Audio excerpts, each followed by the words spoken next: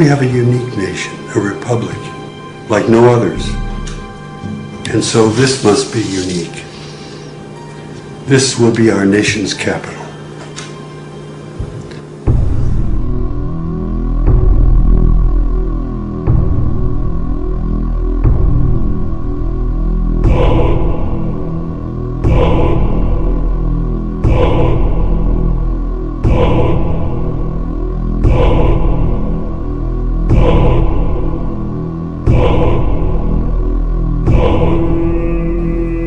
Clearly, a lot of the designers and architects of Washington, D.C. were Masons, starting with George Washington himself, who was a guiding force. I do not believe that there are any secret plans or designs related to Freemasonry. Well, it was definitely designed according to Masonic principles. The streets are laid out that way. The buildings are laid out that way. Conspiracists are always looking under their bed for evidence that there is some vast conspiracy. Masons may very well say that they really aren't influential as far as Washington, D.C. is concerned, and yet the cornerstone was laid by Masons. You see then the inverted five-pointed star, which is the goat of Mendes, built into the streets of Washington, D.C. No, there are no satanic plans in the street plans of Washington, D.C. There is a pentagram to the north of the White House. But the streets don't actually connect to form a pentagram. This is geometry. It happens. No one could have that happen accidentally. The anti-Masons want to show that there is some demonic conspiracy. It's Baal worship. That's what you're involved in. That is what Masonry is based upon, the power of the dragon. In a word, hogwash. When you want to talk about symbols and what they mean, you really have to look at who's authored these symbols. With symbols, there are always multiple levels. Symbols reveal and they conceal. And that's why they're used, and that's why they're so important. They reveal to those who have eyes to see and ears to hear. If I would have told you this 15 years ago, I might have gotten shot. When they're shooting at you, you know they're serious.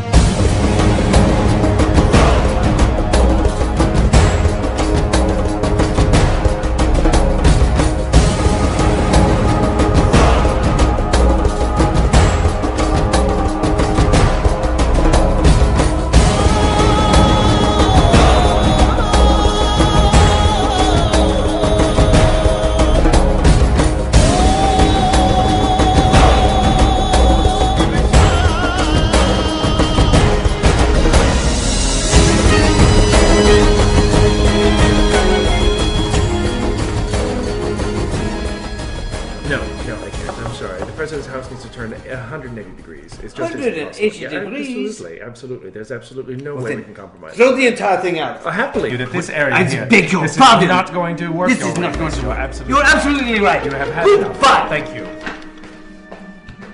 From its beginning, the design for Washington, D.C. has been a source of conflict and heated debate.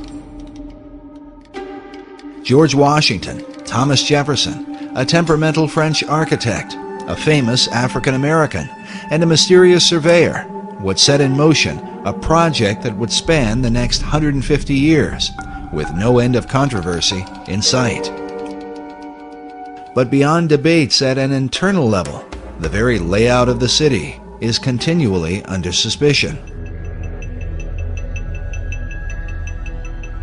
Arcane symbols and mythological designs, both inside and outside government buildings, have caused many to wonder if the city somehow represents a hidden agenda.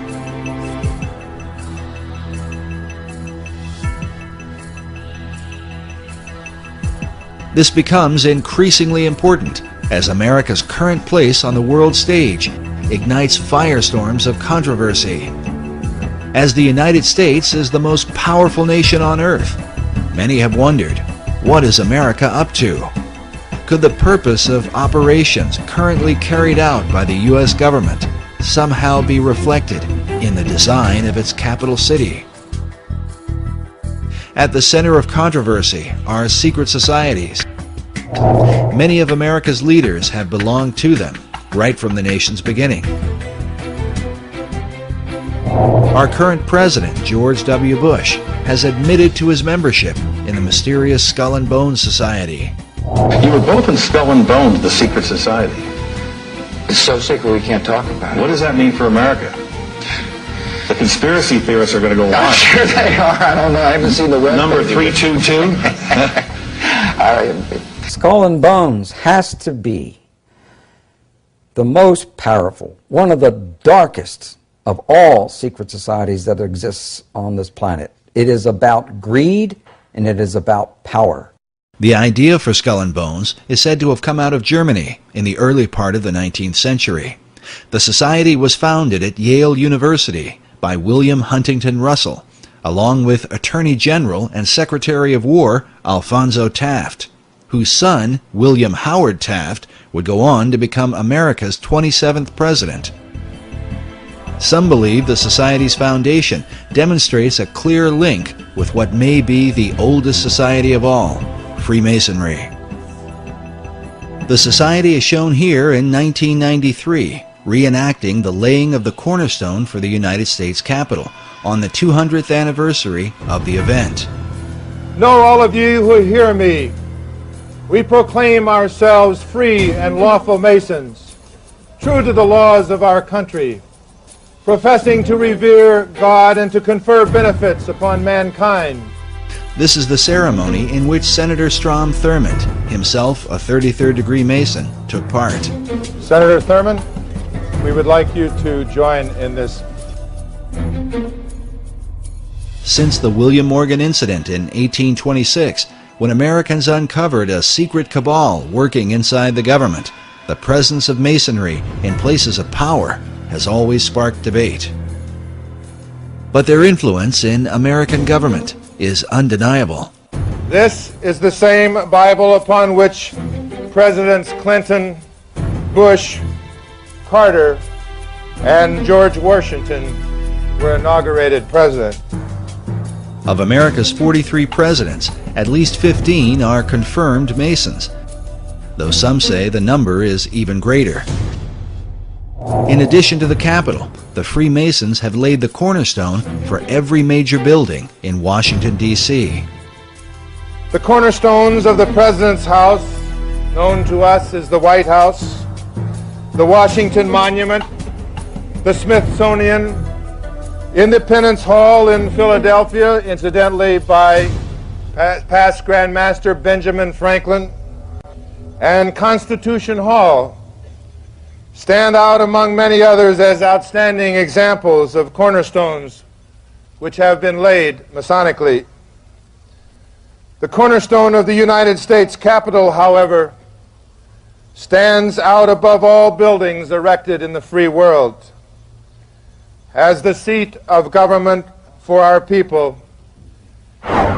This bronze plaque, located inside the U.S. Capitol, marks the spot where the original cornerstone was laid by George Washington, the first American president and a Freemason.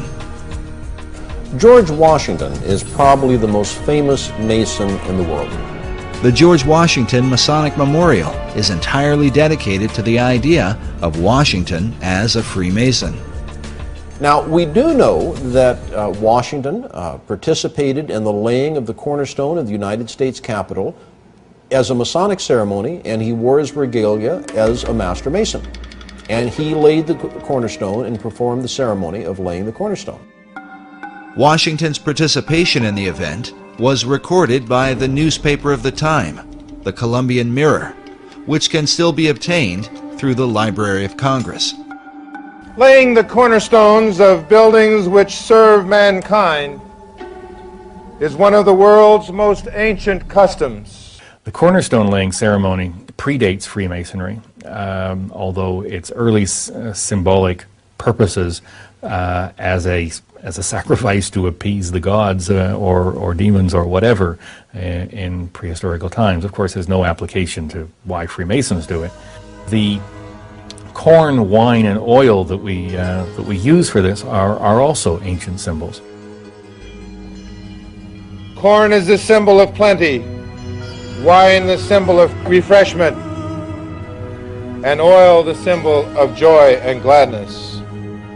While Masonry maintains these symbols as a representation of blessing, there are some who believe they hold a more hidden meaning. with symbols, there are always multiple levels, up to 7 different levels of interpretation with every particular symbol. Corn is an important symbol in Masonry and is one found repeatedly in Washington, D.C. But what sort of hidden meaning could apply to corn?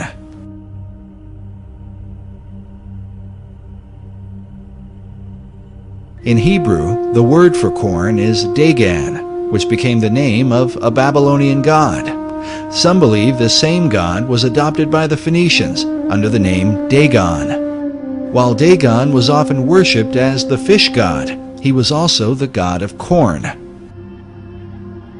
His son was known as Baal, who was often called the son of Dagon or the son of corn.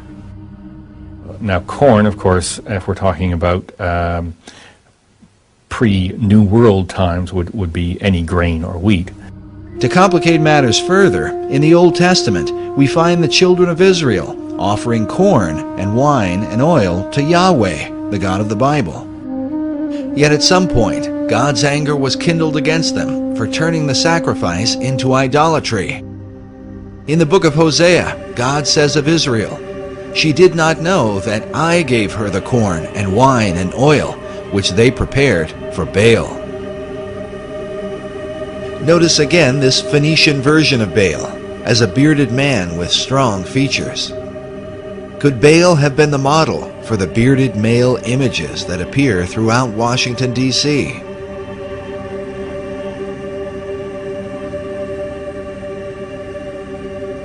Take note of this image, with ears of corn carved into the hair.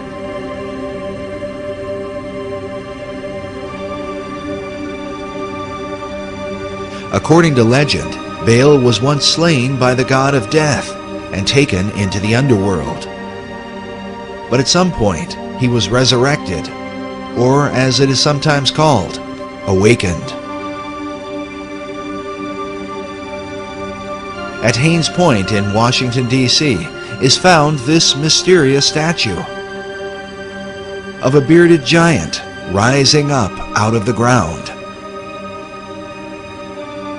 Or perhaps out from his grave.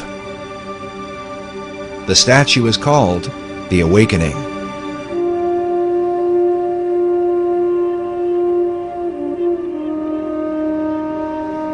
According to the Masonic Encyclopedia, another symbol for resurrection is the Egyptian obelisk, which is the shape of the Washington Monument.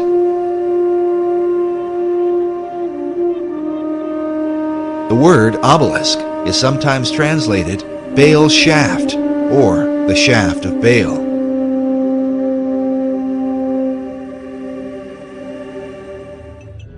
As a result, critics of Masonry argue that Baal, not Yahweh, is the real God to whom Masons perform their ceremony.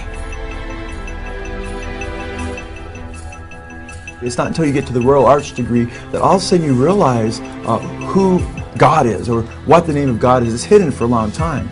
In fact, you're told that there's this hidden word you're supposed to search for. It's not until you finally get to that degree that you realize that His name is revealed. It's believed that at the higher levels, the Masons secretly worship Baal under a hidden and unusual name. As you go higher up in the Masonry, you learn the secret name of God, which is a secret and the lost word that the Masons in the Blue Lodge seek. They already know it. It's Jobulun. It's a combination of Jehovah, Baal, and Osiris. It's a deity that is not the God of Abraham, Isaac, and Jacob. But nowhere in that Scottish Rite degree, and I have to stress that this is an additional degree, this is not a part of regular craft Freemasonry, nowhere in that additional degree is there ever any suggestion that Jubulon is the name of a god. What it is a amalgam of 3 different words, which in ancient languages was the word for God. Coyle's Encyclopedia of Freemasonry, he admits on page 516 that Jebulon is basically a composite of 3 different names of different gods. Je, meaning Jehovah, or the Syriac name of God, as he says. And then Baal, or he says Bel, B-E-L, or Baal, he spells it B-A-A-L, how the Bible spells Baal or Baal, it's pronounced in Hebrew, which is the Canaanite god. And then he gives on for the Egyptian god, referencing, many Masons reference Osiris. And it's interesting because when you look at what he's said there, he's admitting that the Masonic name for God includes Baal or Baal. It's not intended to represent a god. Its only use in the ritual is as a password to gain entry to the lodge. It's a demonic god. It's Baal worship. That's what you're involved in. It is the word for God in 3 ancient languages, 3 ancient civilizations. And that's all it is. The Mason is actually worshiping Baal, Jebulon, Je-Baal-on, and Osiris, and just using the name of Jehovah, which is also wrong because God warns not to use his name in vain. Freemasonry is often attacked and accused of being a religion simply because it promotes a belief in God. But nowhere in the teachings of Freemasonry does it promote any specific attributes of God. See, belief in God is faith. Belief about God is religion. From a biblical Christian standpoint, and as a Christian, I have to really take issue with this because there are many scriptures from Genesis to Revelation that condemn idolatry and worshiping other gods. In Freemasonry, to make it easy for men of all faiths to meet together, we use the expression great architect of the universe. Now that's not a name, that's a description. Much the same as grand geometrician is a description of an attribute of God. Grand geometrician or great architect refers to his attribute as the great creator.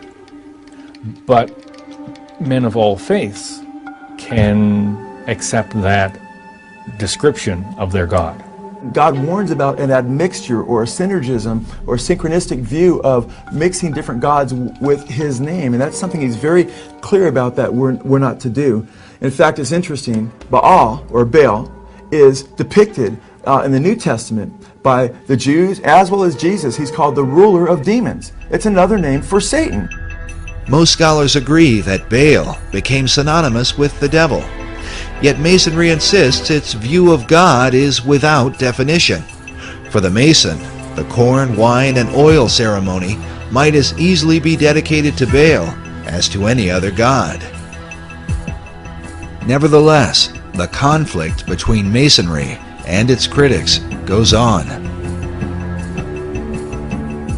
Freemasonry is rationalist and humanist. It is not superstitious, and it is not involved in the occult. A lot of Masons don't have a clue as to the fact that the Masonic God is basically Satan. I think that's supremely arrogant of anyone who's not a Mason to believe they know more about Freemasonry than a Mason does. May corn, wine, and oil, and all the necessaries of life abound among the people of the world. And may this building be continued and preserved to the latest ages. What do these things really signify? Could it be an occult ceremony representing some sort of demonic conspiracy, as some suggest? Or is it merely a harmless practice to honor an ancient tradition? To investigate these things, we first review the beliefs of the secret societies that came to America. It is clear that the arcane symbolism in Washington, D.C. begins with them. When you want to talk about symbols and what they mean, you really have to look at who's authored these symbols, what was their intentions. Well, I think it's obvious that anybody who has the eyes to see can see that Washington, D.C., and indeed many other state capitals are festooned with occult symbols. Because these symbols come from the esoteric realm, it is important to define them according to the thinking of occult philosophers. Symbols reveal and they conceal. And that's why they're used and that's why they're so important. They reveal to those who have eyes to see and ears to hear. And they conceal from those who do not have the eyes to see or ears to hear.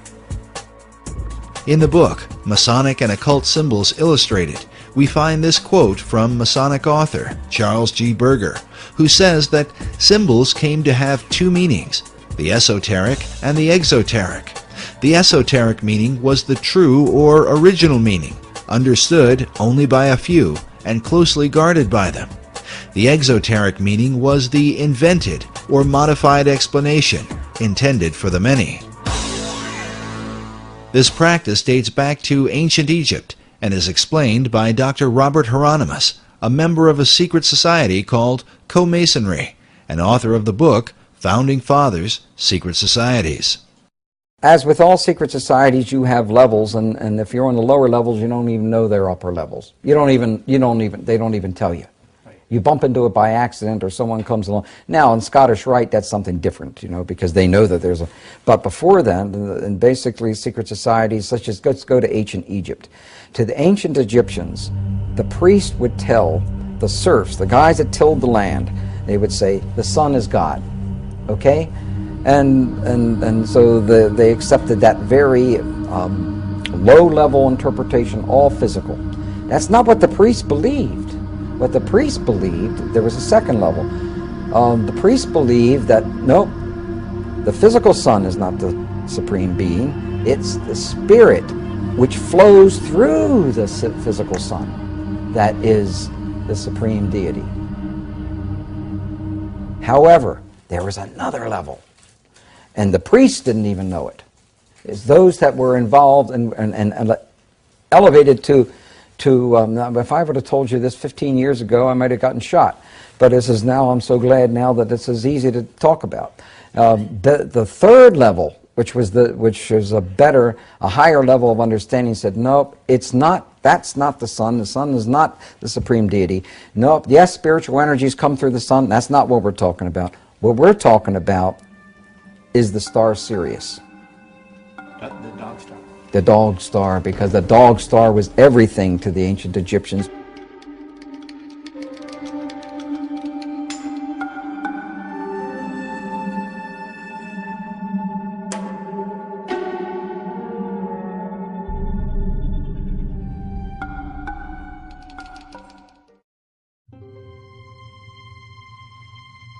Sirius is said to have been the most important star in the ancient world. It was considered the brightest star in the heavens, many times brighter than the sun.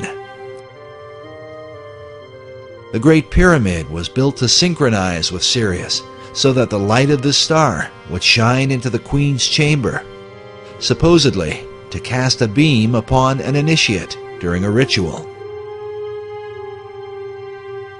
Sirius is considered to be the dog star. It's considered to be the most evil star in the Egyptian pantheon. And the reason for this is because in ancient Egypt they depended on the Nile. And during the time when Sirius is in its ascendancy, which is in late July and early August, was the time of drought. It was a time when the Nile was at its most weak in terms of being able to be used for crops. And so the Egyptians thought this as a time of blasted blight, drought, and evil. It seems strange then that Sirius should be related to the founding of America. According to Masonic author David Oveson, the Declaration of Independence was signed when the sun was in alignment with Sirius in July of 1776. It is, however, appropriate that Sirius should be related to the most Egyptian-styled icon in America's capital city, the Washington Monument. Oveson writes that in 1848, when the cornerstone of the Washington Monument was laid, the sun would have passed over Sirius. He goes on to say that in the course of the ceremonial, the star Sirius would have been seen on the eastern horizon. It would have been rising over the Capitol building to the east of the monument. The monument itself was originally designed by Freemason architect Robert Mills. Mills was trained by two fellow Masons, James Hoban, who designed the White House, and Benjamin Latrobe, who designed the U.S. Capitol. Mills' original design seemed to combine the whole pantheon of pagan mysteries, an Egyptian-style obelisk surrounded by a Roman colonnade with Greco-Roman-looking statues all around it. According to the original plan, the monument should have been built directly south of the White House. But as with every plan, things change.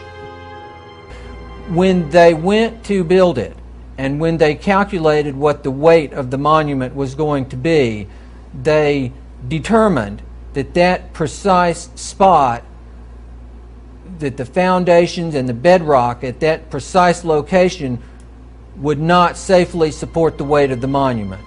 As a result, the monument was shifted slightly to the east. While it is not in a perfect alignment with the White House, it would end up in a perfect north-south alignment with the Masonic House of the Temple, which was built some years later.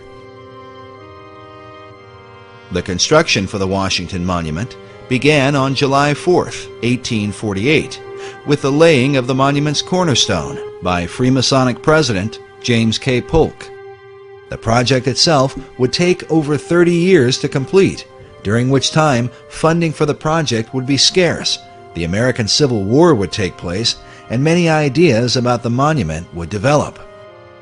When the aluminum capstone was finally set on December 6, 1884, the end result would be a much simpler and more Egyptian figure than was first envisioned.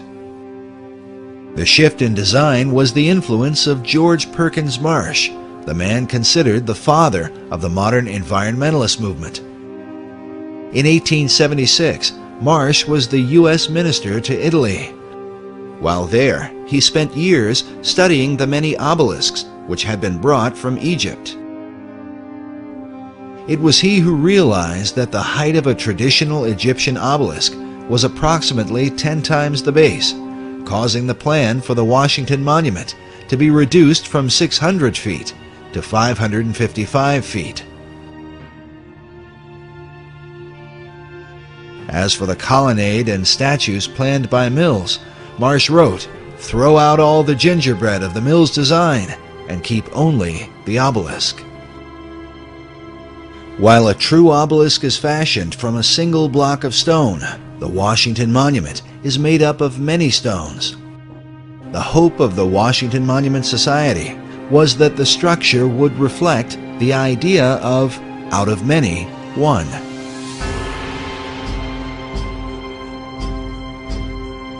Meanwhile, the pyramidion at the top is made up of 13 levels, just like that of the pyramid on the Great Seal of the dollar bill. But mysteries abound with the monument, not the least of which is the presence of a 12-foot obelisk beneath a manhole just a few hundred feet away from the Washington Monument. It appears to be a miniature replica of the monument itself, but as to why it is there, no one seems to know. Yet like the pyramid on the US dollar, this obelisk is missing a capstone. Meanwhile, Masonic author David Oveson is convinced that the Freemasons who signed the Declaration of Independence on July 4th and who laid the cornerstone for the Washington Monument on that same date would have been familiar with the rising of the Egyptian dog star Sirius, as it is an important symbol in Freemasonry. Interesting thing about all of Freemasonry is symbolism is ultimately very important. They don't put a lodge in the east because it's a nice place and it looks good. They put it in the east. The masters have put it in the east, so because it's the rising sun. It's the rising sun. You're catching the energies of the light. As Dr. Hieronymus revealed earlier, the real light shining in the east for the Egyptians was not merely the sun, but the light of the dog star, Sirius, which some believe holds a more sinister implication. This dog star also has relations to the idea of modern-day ceremonial magic and modern-day masonry. This was especially true for 20th century occultist and Freemason Aleister Crowley, who openly practiced ceremonial magic and was a member of a secret order called the Order of the Silver Star. The Silver Star was a reference to Sirius. Masons teach that at the center of every Masonic lodge there's a five-pointed star right underneath the altar upon which the candidate is obligated.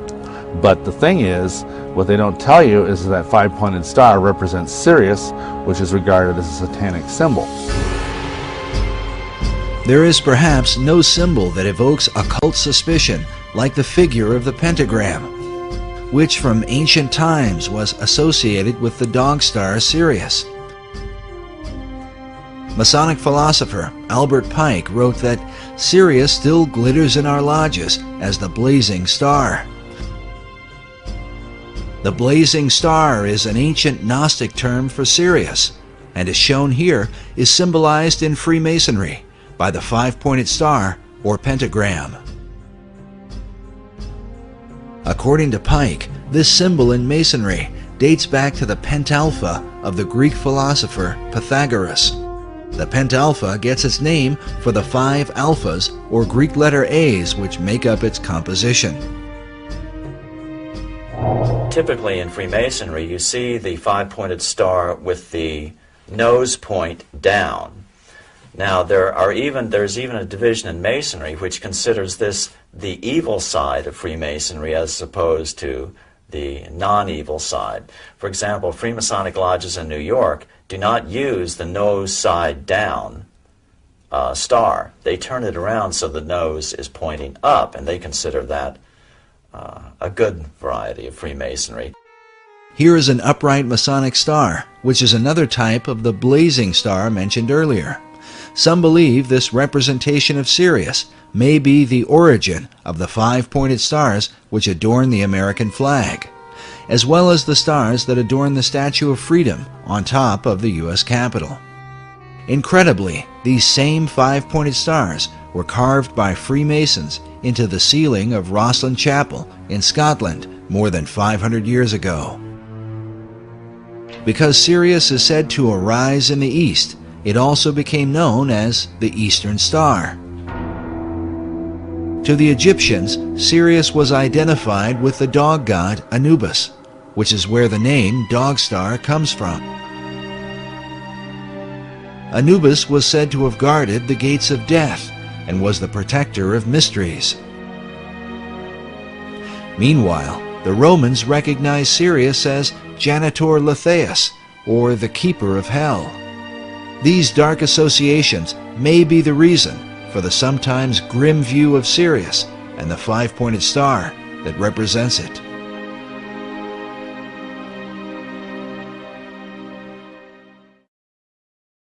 But Sirius was also associated with the Egyptian goddess Isis, and here, as we connect the dots, a more complete picture begins to emerge.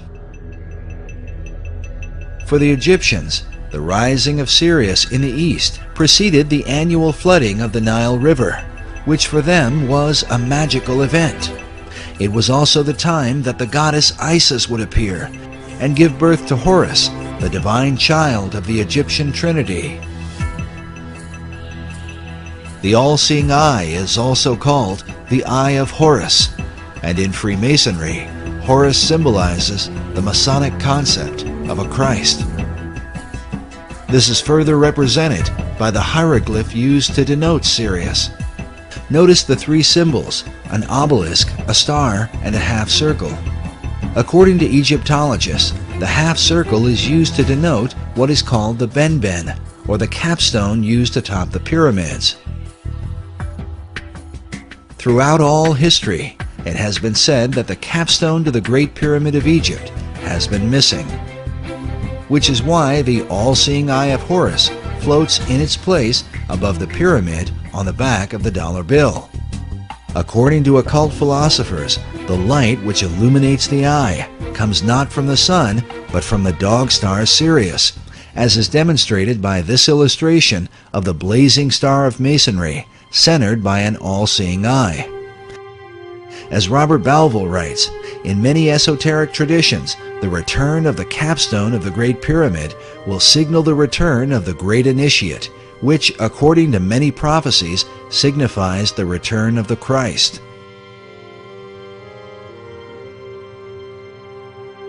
Albert Pike describes the Masonic Trinity as expressed through Sirius and the symbols that are seen in most all Masonic halls. Notice this image with the sun on one side and the moon on the other, while the all-seeing eye sits in between with light blazing behind it. Pike writes that the sun and moon represent the 2 grand principles, the male and the female. Both shed their light upon their offspring, the blazing star, or Horus.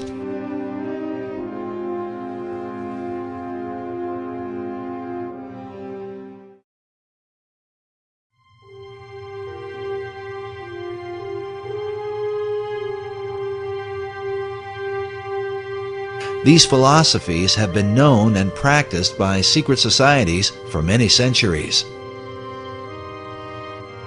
As the evidence will show, designing cities as a reflection of occult tradition was not a new concept to the Founding Fathers, among whom the influence of Freemasonry seems undeniable. In fact, the 110th Congress of the United States on January 5, 2007 passed House Resolution number 33 to honor the Freemasons for their contribution throughout America's history. The number 33 is well known as the honorary degree of Scottish Rite Masonry. The House resolution read in part that the Founding Fathers of this great nation and signers of the Constitution, most of whom were Freemasons.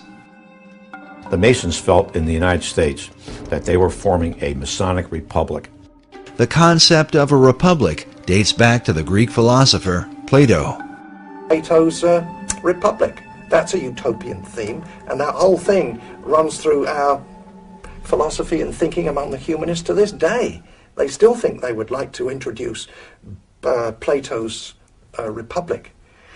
Think about it. Every socialist country that has gone socialist have always called themselves a republic for that very reason. It was Plato who likewise set down the earliest known record of ancient Atlantis.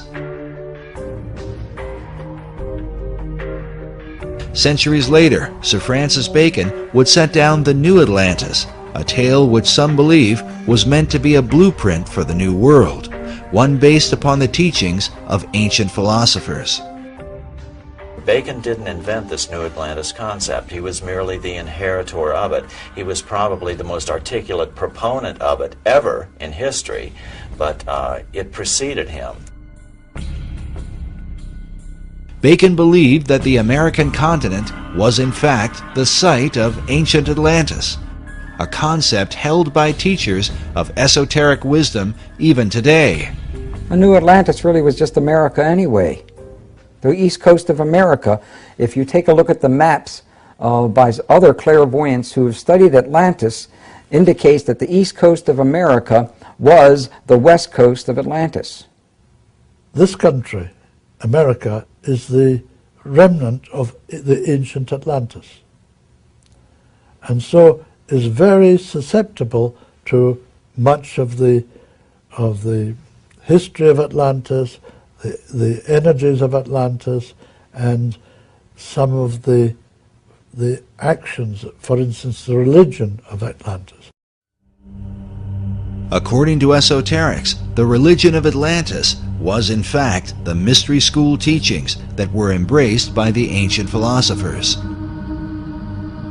Yet it might be said that none have been as prolific on this subject as 20th century philosopher Manly P. Hall, who wrote such books as The Secret Destiny of America and America's Assignment with Destiny. It was Hall that many Freemasons are said to have called Masonry's greatest philosopher. In 1934, Hall founded the Philosophical Research Society in Los Angeles, California, an organization dedicated to exploring the wisdom of all the world's traditions. It began in 1934, and I think in this building, the library itself was finished in 1936. This is one of the leading wisdom libraries in all of North America, if not the most comprehensive itself. The Philosophical Research Library has been highly regarded by esoteric students from all over the world. It is composed of books and artifacts collected by Manly Hall throughout his lifetime. Among those who revered the library was President Franklin D. Roosevelt, a Freemason and student of esoteric tradition. And Mr. Roosevelt himself, back in 1942, after the Pearl Harbor invasion, sent some of his people here to microfiche the works in this library because he looked upon it as a national treasure. He wanted to preserve it. When Hall died in 1990, his role as president of the society was succeeded by Dr. Obadiah Harris. Manly Hall, who was a young Canadian philosopher, sage type, envisioned re-establishing what he called the little Alexandrian library, which was, as you know, destroyed. He was very fortunate in that as he was giving a talk, he was still in his early 20s, a baroness, oil baroness from Ventura, who owned most of the oil wells in Ventura County, told him that she was going to take care of him for the rest of his life, that no matter what he needed, to let her know that she would see that he got it. And she wasn't really joking, because I've looked at the records, and back in the early 30s, when most of the country was in depression, I don't know if California was really in one, but most of the world, the country was, she was giving him $50,000 and $100,000 at a time to go around and search out this wisdom literature in manuscript form and in book form. This proves interesting because much of Hall's highly financed research was dedicated to investigating the founding and purpose of America. Through his research, Hall became convinced that America had a secret destiny that was known by the arcane societies of the ancient world. Was it this information that compelled FDR to preserve Hall's literature? Like Hall, FDR also believed that America had a rendezvous with destiny. Hall's connections to the White House and FDR are mysterious, but do not end with the library. Hall was also involved with a mysterious Russian mystic named Nicholas Roerich. Roerich was a Rosicrucian and member of the Theosophical Society. He was said to be a kind of spiritual mentor to Henry Wallace, a 32nd degree Mason who would become FDR's vice president. It was Roerich's influence that inspired Wallace and ultimately FDR to place the Great Seal of the United States on the back of the dollar bill, with the words Novus Ordo Seclorum, the new order of the ages. Dr. Harris, will you tell us about this statue here? Oh well, this would be a very favorite thing to Manny Hall. This is Nicholas Roerich. Today, a statuette of Nicholas Roerich can be found at the PRS Library. Well, actually, he lived even in the 20th century up until that. What impact could the beliefs of men like Roerich and Manly P. Hall have had on the highest levels of America's government? They jumped a few decades from the New Deal, because the Novus Ordo Seclorum can be translated to the New Deal in English as easily and readily as to the New Order or the New World Order. I truly believe FDR believed he was creating a New World Order out of the Depression, and that he had with him and had, encircled himself by people who would facilitate that dream. These visions of New World Order or New World, the world of democracy, that's a part of the very soul that gave birth to this country. As the United States was born, the design for its capital city would begin under the leadership of President George Washington, who was himself a master mason. 150 years later, the fulfillment of its major construction, with such buildings as the Jefferson Memorial, the National Archives, and the Pentagon, would be completed under the leadership of another Masonic president, Franklin Delano Roosevelt. But was the city erected to represent the country's concept of liberty, or to reflect an ancient belief in America's destiny? According to Hall, Freemasonry plays a pivotal role in bringing forth this ancient plan. Manly P. Hall was a Freemason, wasn't he? Right, he was a 33rd degree Mason. He was really important as far as trying to figure out what the goals of Freemasonry are in this age.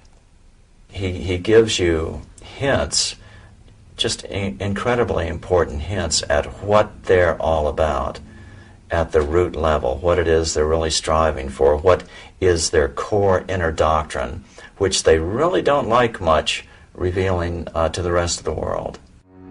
According to Hall, one of the chief secrets of Masonry, handed down through the centuries, was the concept of democracy, which was said to be a threat to the kings and monarchs of the ancient world, who ruled by divine right. Yes, it had to be secret because the idea of democracy was worse than heresy. It was treason. Nevertheless, these societies were determined to bring forth their great plan, no matter what the cost. In his book, The Secret Destiny of America, Manly P. Hall wrote that world democracy was the secret dream of the great classical philosophers, saying that the brilliant plan of the ancients has survived to our time, and it will continue to function until the great work is accomplished. Many researchers believe this great work is the secret behind the wars and rumors of war America has been involved in through the 20th century, right up to the present day. Could this plan of the ancients to establish a world democracy be the real hidden agenda of secret societies? And was this ancient plan echoed in the 2005 inaugural address given by President Bush? When our founders declared a new order of the ages, they were acting on an ancient hope that is meant to be fulfilled. The occult is working at the highest levels of our society, using the military and financial power of the United States to bring about this one world state. And the President has spoken openly about it, how the purpose of the United States is to bring democracy to the nations of the world. Where did this become the function of our nation, to bring democracy to the world? You only need to read the writings of Manly P. Hall, where he tells you that for 3,000 years, secret societies have been working to bring democracy to the world. You read President Bush's speech, before the Association on Democracy, the National Association on Democracy. He tells you for 2,500 years, people have been working to bring democracy to the world. Yet the ancient philosophers recognized that a true democracy could only be achieved by a society of perfected men. The perfected men would be comfortable in a true democracy. And probably a true democracy cannot emerge until there's enough of such human beings in the world that can take over the government of man. It will be that kind of leadership. It'll be like Plato's vision of the philosopher king, the man who has wisdom and the man who has power. Democracy has the occult promise of a fair world to live in.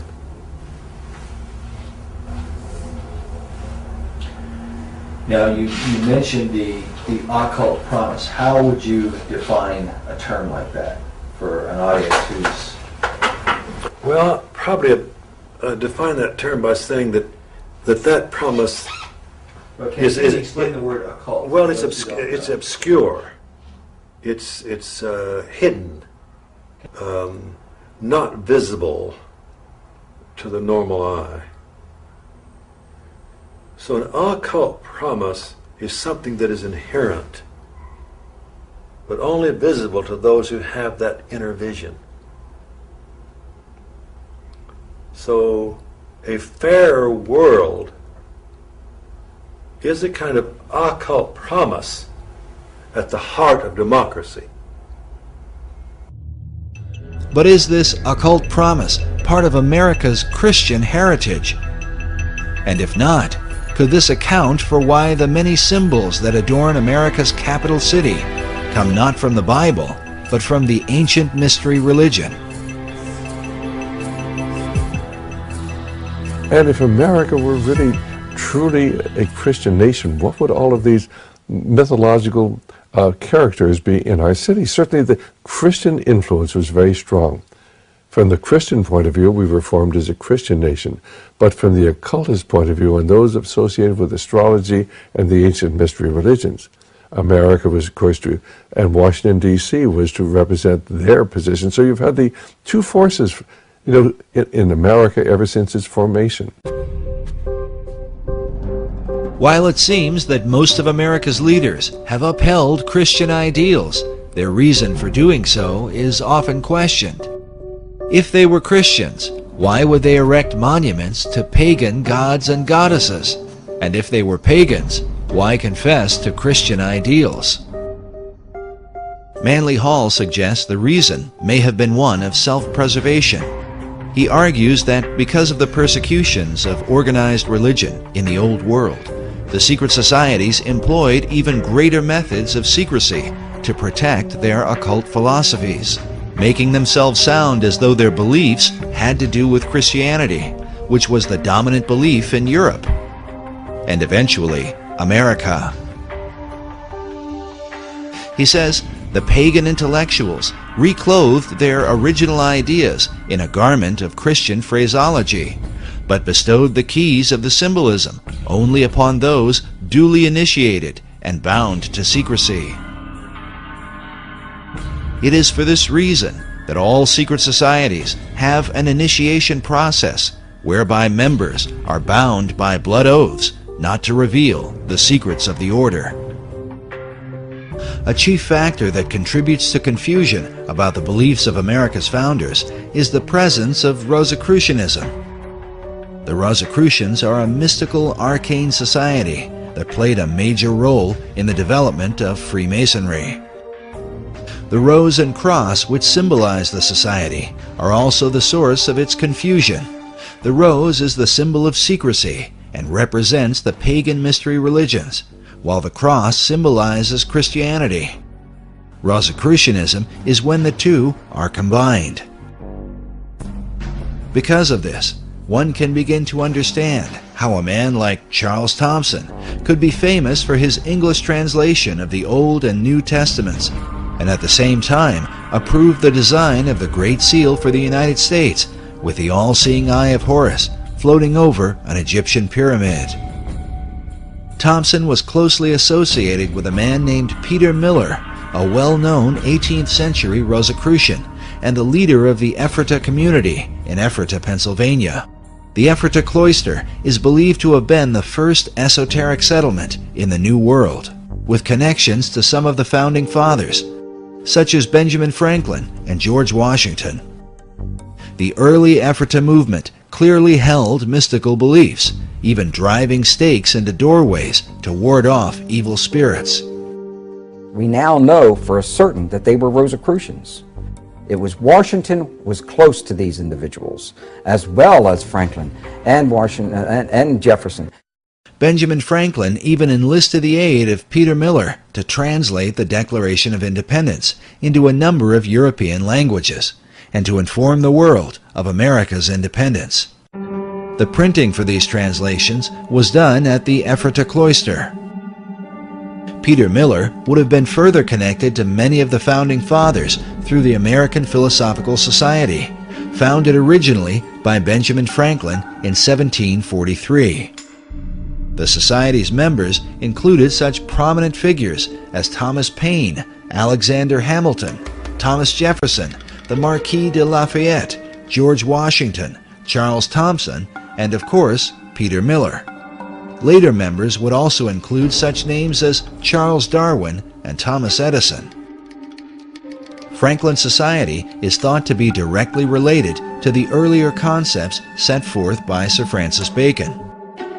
According to Michael Howard in his book, The Occult Conspiracy, Franklin's American Philosophical Society was operated in the same tradition as the Royal Society in England, which was based on Sir Francis Bacon's Rosicrucian concept of the Invisible College. In the history of the Royal Society, they refer to the beginnings of the Royal Society came from a group of people who called themselves the Invisible College. The Royal Society was brought in after Bacon's day. In fact, Bacon had been dead, I think, about 50 or 60 years, and the Royal Society was then brought in. How it happened, I believe, was Well, in fact, it's documented so solidly that you can buy... there's a book written by Thomas Sprat, who was the first president of the Royal Society. So this goes back to the early 1700s, and he wrote a history on it. And he acknowledged there that Francis Bacon was the originator of the idea. The purpose of the Royal Society of London was to further Bacon's advancement of learning through scientific investigation. It is without question, however, that some of their work led to the metaphysical and the occult. And then we find that the Rosicrucians called themselves the Invisible Brotherhood, and the College of Rosicrucians was therefore, or was called by them, the Invisible College.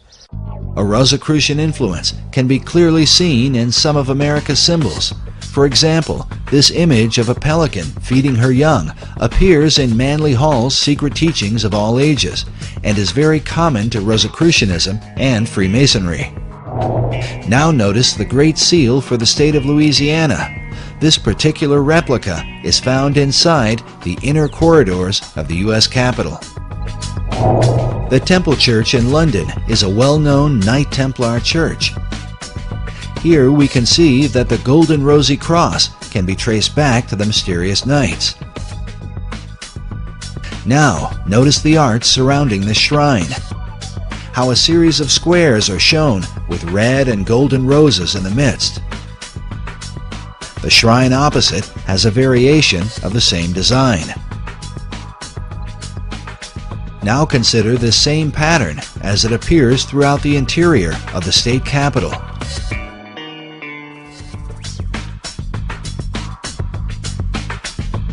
Inside the old Supreme Court room, and in various forms throughout the Library of Congress.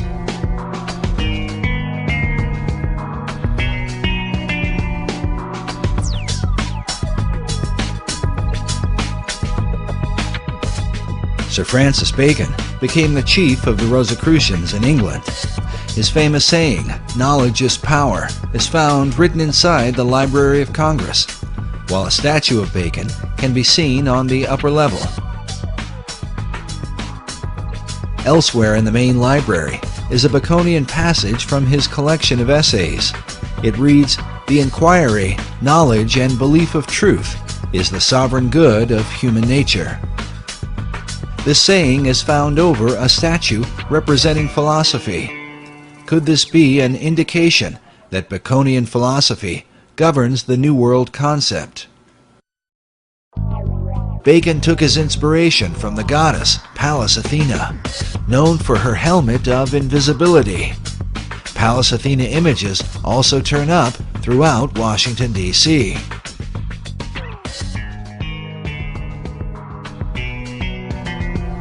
The Virginia State Seal bears the image of Athena with her foot upon a fallen king whose crown is cast aside.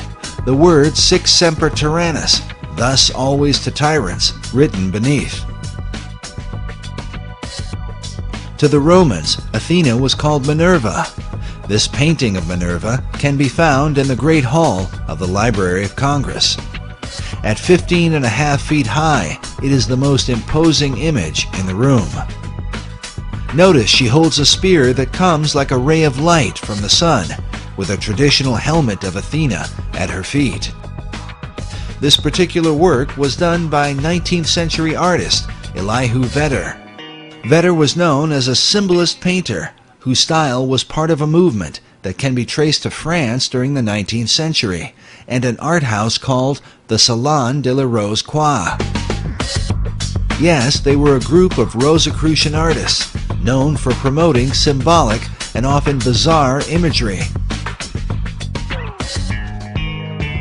Some of which, like the image of this satyr, seems to be repeated inside the Library of Congress.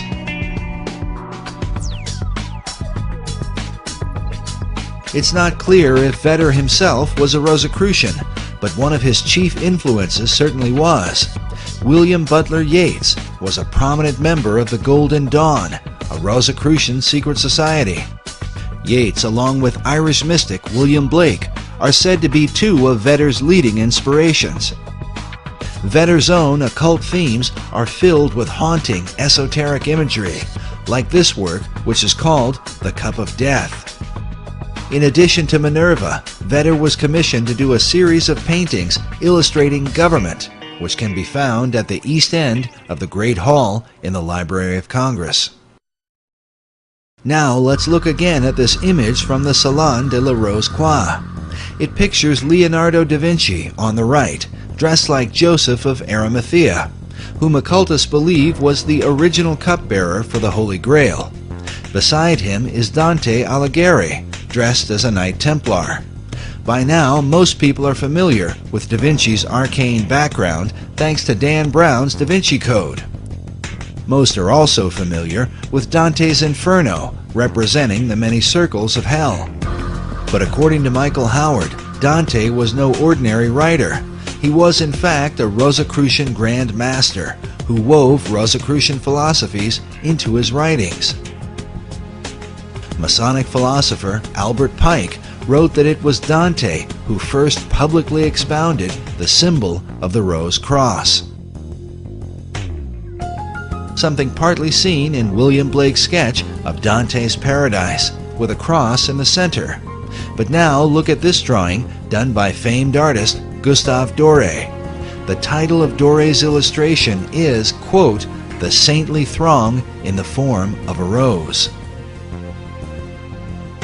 This statue of Dante, holding a copy of his Divine Comedy, is found in Meridian Hill Park in Washington, D.C.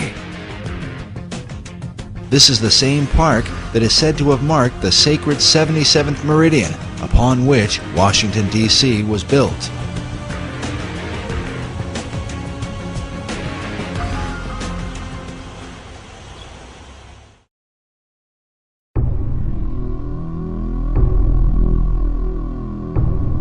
But one final Rosicrucian emblem in the Library of Congress is worth noting.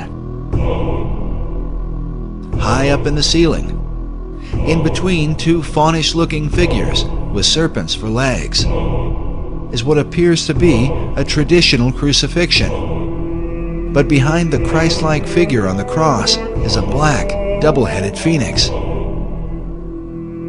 The words in Latin that encircle the image come from Psalm 17:8, a psalm that is often employed in Rosicrucian writings. It reads, "Under the shadow of thy wings, protect us." The question is, whose wings are providing the protection?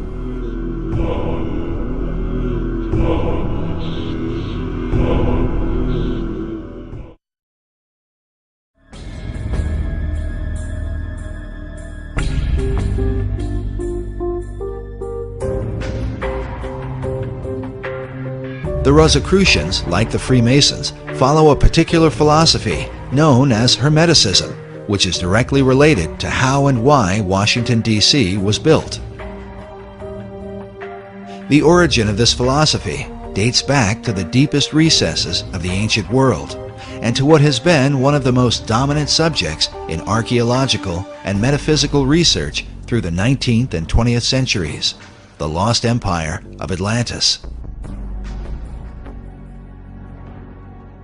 In Plato's dialogue, the entire authority of the Atlantis tale is based on the reputation of Solon, the Greek poet and lawgiver. Plato cited Solon as his source of information concerning the Atlantis story. And Solon said that he got his information about the Atlantis story from the priesthood of ancient Egypt during his time there, which was extensive. He is featured prominently in the Hall of the Lawgivers in the Capitol building,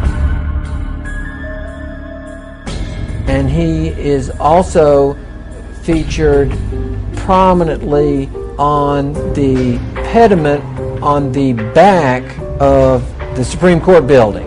The pediment above the east entrance of the Supreme Court building features Moses holding the 2 tablets of the 10 Commandments.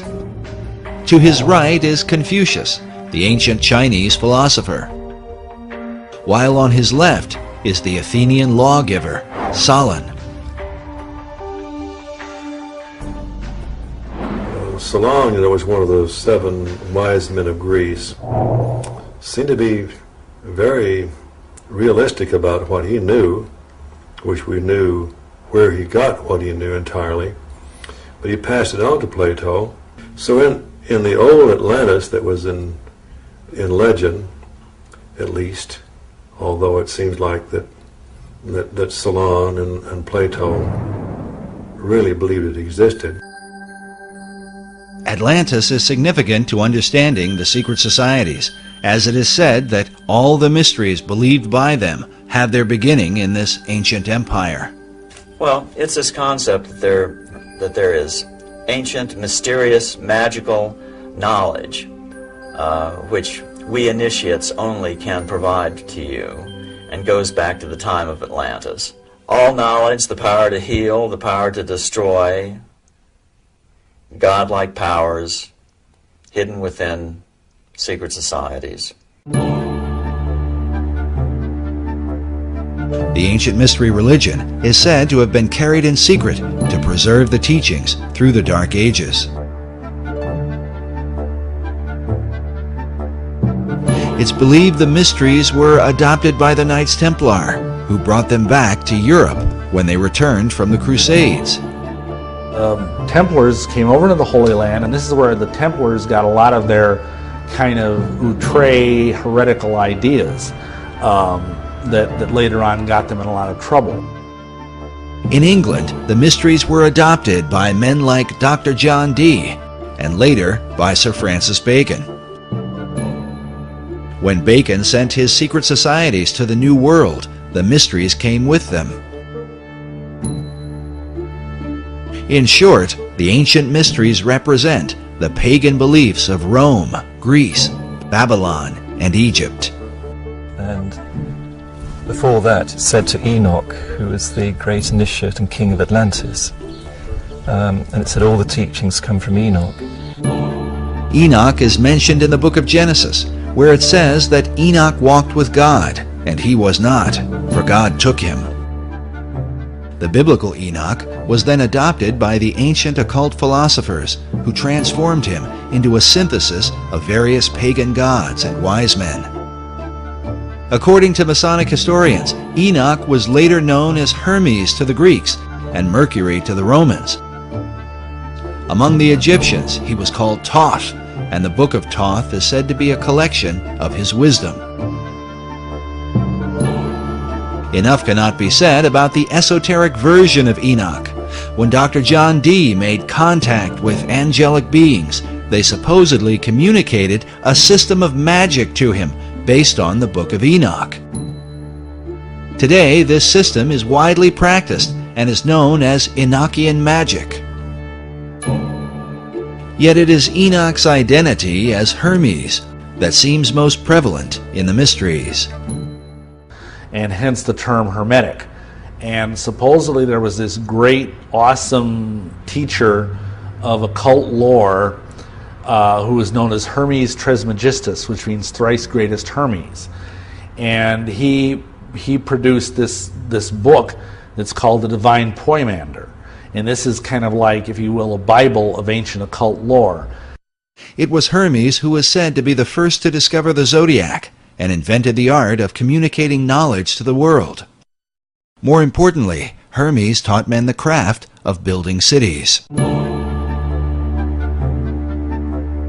In the Divine Poimander is revealed the Hermetic maxim, as above, so below, as pictured by this tarot card of a magician with one hand up and the other hand down.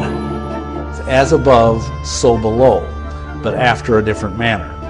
And what that means is that in esoteric thought, in everything that is above is reflected down below. So for example, a human being is a certain shape and form, but the universe itself is a giant version of the human body.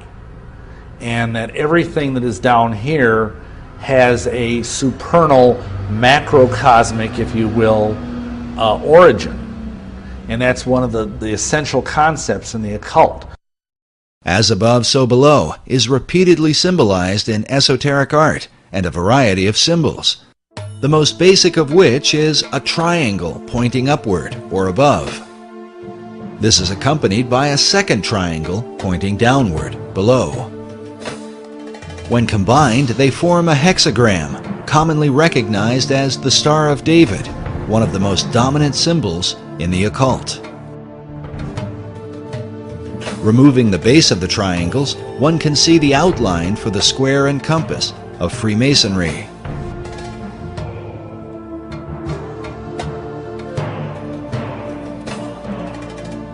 This next image shows what Manly Hall called the God of Reflections. He is called the Ancient One, perched over a pool of water that reflects his image. Notice also how the placement of his arms and the crown upon his head form two triangles like a Star of David, while on his chest is a Maltese cross positioned upward and then reflected again down below. Esoterics believe this same principle of reflection can be found in nature, with bodies of water providing a mirror as a picture of the Hermetic maxim. With this in mind, consider the placement of the reflecting pools in our nation's capital. Before the Washington Monument, the U.S. Capitol, the Lincoln Memorial, and the Supreme Court.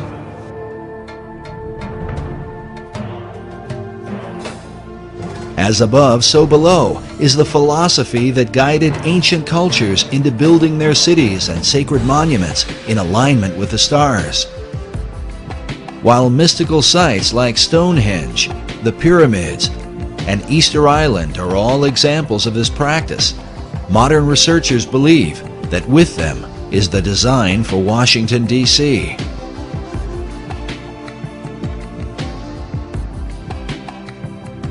As above, so below. All those individuals that were involved in any type of architecture to the ancients, that philosophy, that dictum, especially in Freemasonry, was as above, so below. What you have in the heavens should reflect at a certain period of time that which is on the earth. So Washington, D.C., in my opinion, has some very strong, powerful spiritual energies because of the lining up of these buildings to various stars.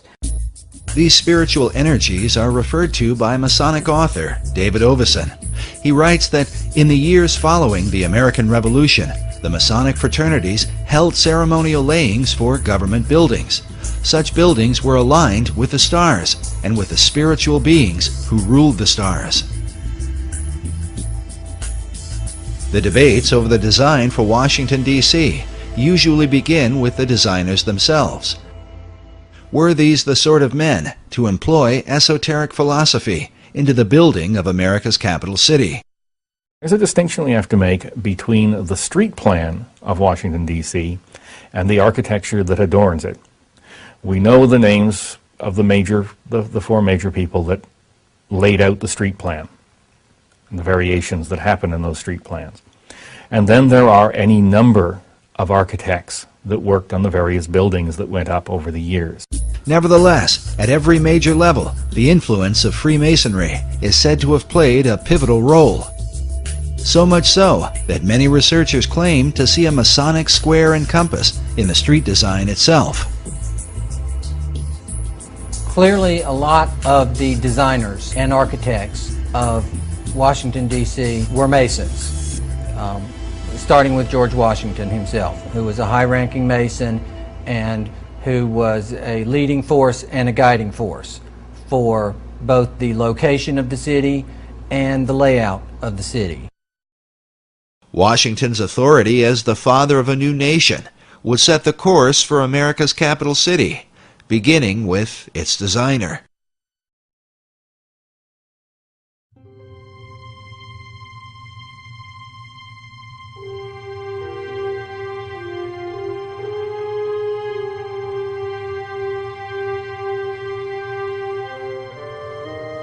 George Washington was still president during the time that the plan for the city was conceived.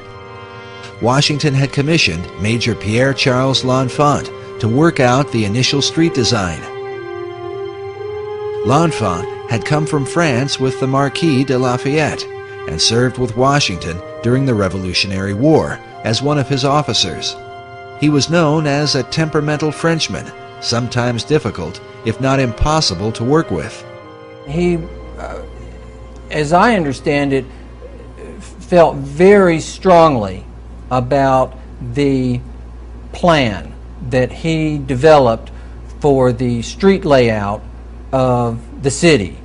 So much so that when minor changes were suggested, he became irate. Have to change. Oh, absolutely not. No changes. No changes. But nonetheless, if you look at his original plan, which is of course available, you can see maps, his map of, and it is very similar to the current layout of the city. L'Enfant insisted his original design be followed to the letter, something that would later lead to his dismissal from the project. Yet even so, one Masonic author writes that the early architects responsible for individual buildings did attempt with considerable success to honor L'Enfant's master plan. He goes on to call it an arcane schema to be established with the aid of interested Masons.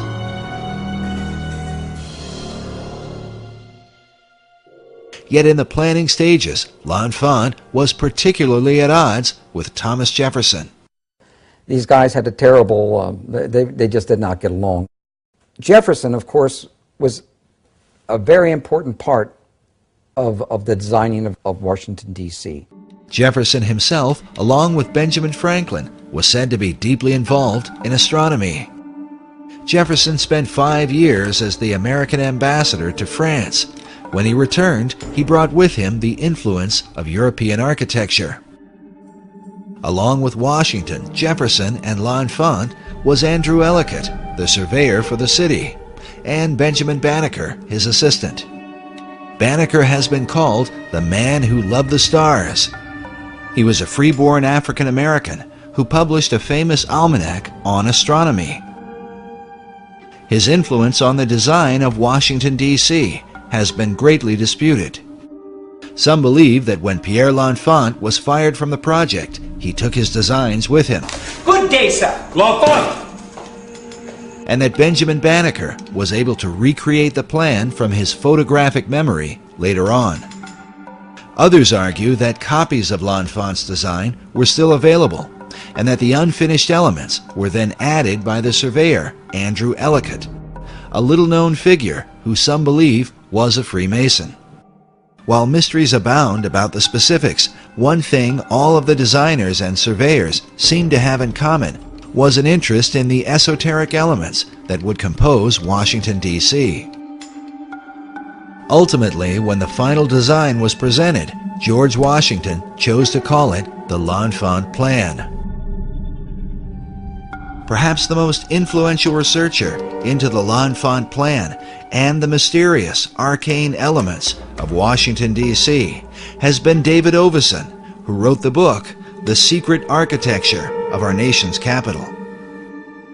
In his book, Oveson argues that the real mystery of Washington, D.C. is to be found in Federal Triangle.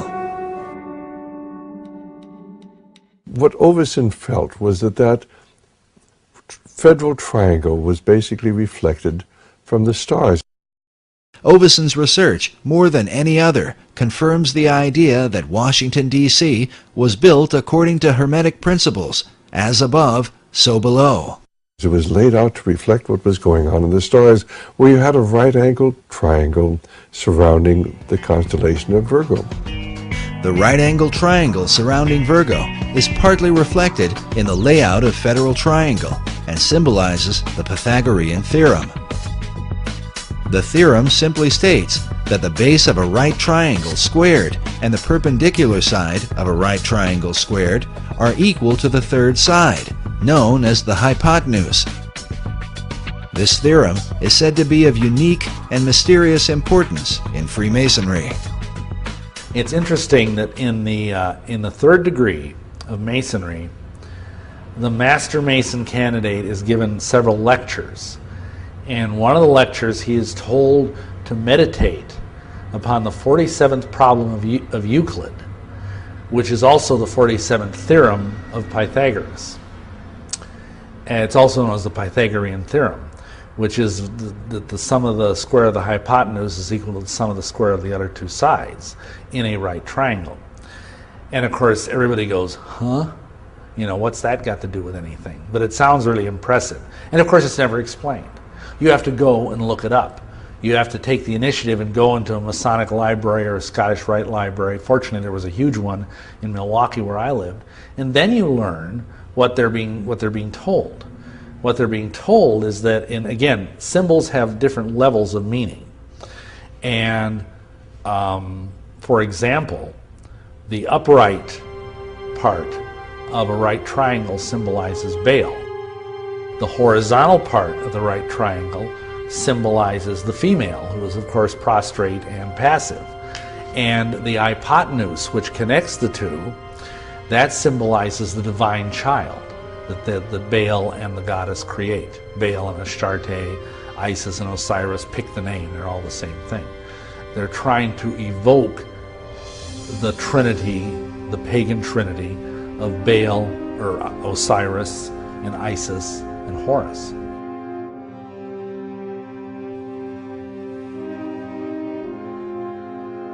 The squared elements of this Pythagorean trinity resemble the letter Y. In his book, David Oveson suggests that Washington, D.C. was intentionally placed at the split of the Potomac and Eastern rivers to symbolize this Pythagorean Y.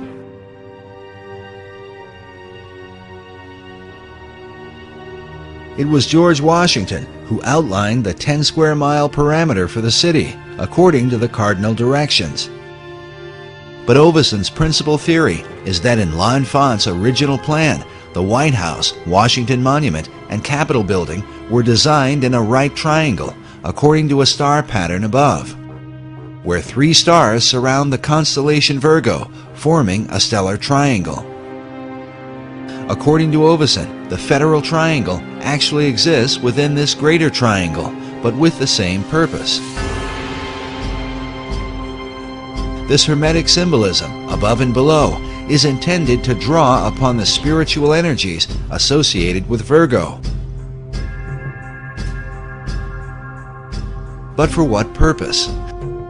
Could it be that as Isis brings forth Horus, so the energies of the Virgin are intended to bring forth the divine child? Oveson refers to Pennsylvania Avenue as the spiritual center of Washington, D.C., partly because it forms a direct line between the Capitol Building and the White House, but also because Pennsylvania Avenue is the hypotenuse of the Federal Triangle and symbolizes the divine offspring of the pagan Trinity.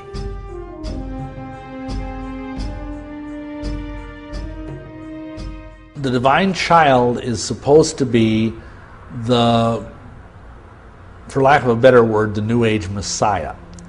He's supposed to be the product of the coming together of the cosmic feminine forces and the cosmic masculine forces to produce a synergy. This synergy of the masculine and feminine is said to be a key understanding of all occult doctrine. These are the positive and negative, like the black and white imagery of yin and yang. Sir Francis Bacon held to these ideas through the gods Apollo and Athena. Bacon took his mystical views from the teachings of Kabbalah. You know, in Kabbalah, it's taught that a man and a woman is a complete vessel, and that's the only way for the holy light to be held entirely. This concept of completion is further defined by the esoteric concept of alchemy. In Arabic, the term for chemistry is alchemia, in the European languages, that becomes alchemy.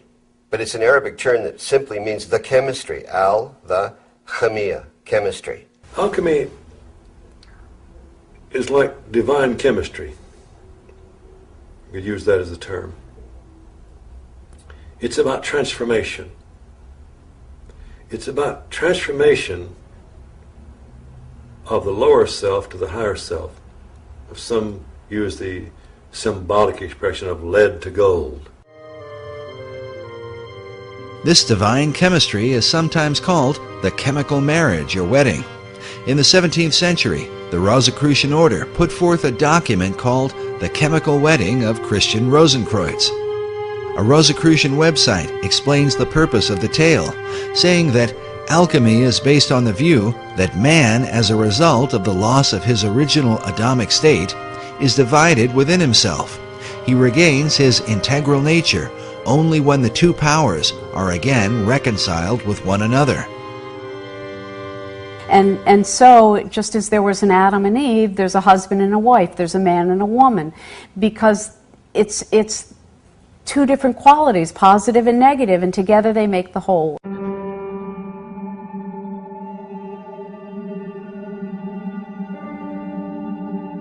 Throughout Washington, D.C., the alchemic and Pythagorean principle of the male and female seems to be repeated again and again.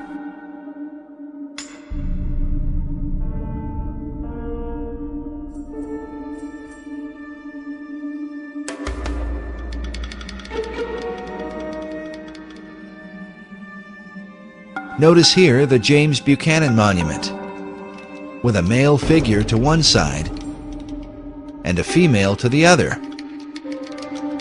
while President Buchanan, who also happened to be a Freemason, is placed in between them, where the perfected man would be.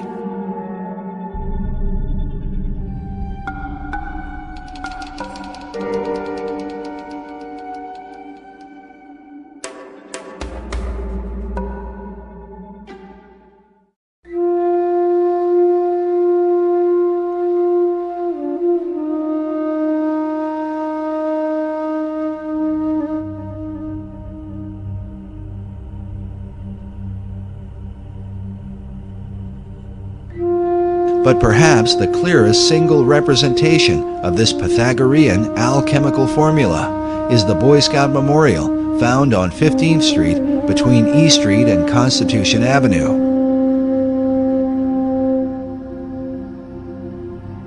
The Boy Scouts of America were founded by a Freemason named Daniel Carter Beard. And so it seems only fitting that the Boy Scout Memorial would be a kind of American Trinity, where the Boy Scout himself stands in the place of the divine offspring.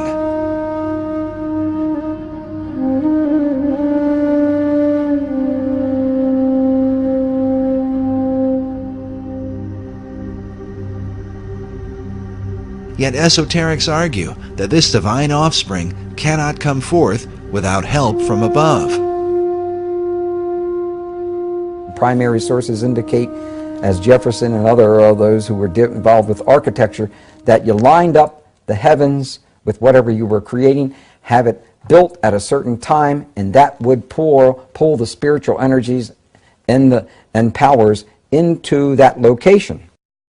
The idea of receiving help from heavenly powers was the ancient practice of alchemists, Rosicrucians, and those in pursuit of secret knowledge. But on Pennsylvania Avenue, the General Gordon Meade statue seems to clearly capture this idea. Meade was the Union general who defeated Robert E. Lee at the famous Battle of Gettysburg, sometimes called the bloodiest and most decisive battle of the Civil War. One that ultimately decided that the American states would remain united. Notice the general standing in the forward position with the golden standard of victory above his head, while behind him are a series of mythical god and goddess-looking figures, as if they might be powers and principalities from the heavenlies. In total, the statue seems to represent the idea that Meade was empowered by heavenly forces to accomplish what he did. But exactly what forces are these? And what power do they represent? A Freemasonic website features General Meade's walking stick, with an image of the general carved upon it, the name and dates of the Gettysburg Battle, along with a skull and crossbones, while just above it is a Masonic square and compass. Consider also the golden standard that floats like a halo above the general's head, reminiscent of countless images of Christ through the Middle Ages. The theme of a Christ-like figure empowered by heavenly beings has many levels in Washington, D.C.,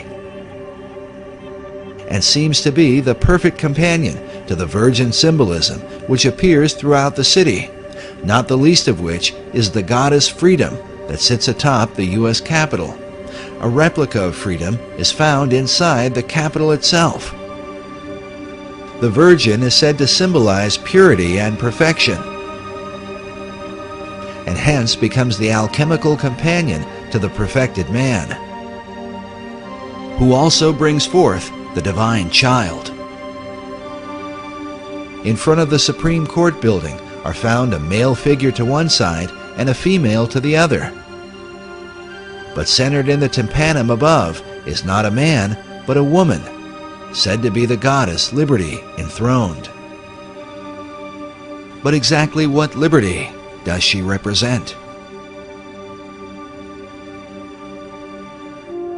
David Oveson's book is subtitled The Masons and the Building of Washington, D.C. Could all of this arcane symbolism have been the intentional working of Freemasons? David Oveson seems to think so. The author declined to be interviewed on camera, but did grant us a phone interview, where he told us he felt his lengthy book was merely scratching the surface. We also learned from the Masonic headquarters in Washington, D.C., that since the book's publication, David Oveson has become a Freemason. But while many Masons are proud to say that America's Capitol is full of Masonic symbolism, not all of them agree. From my studies of the design of Washington, D.C. and its history, I do not believe that there are any secret plans or designs related to Freemasonry. Dr. S. Brent Morris is an honorary 33rd degree Mason and the managing editor for the Scottish Rite Journal, Masonry's premier publication.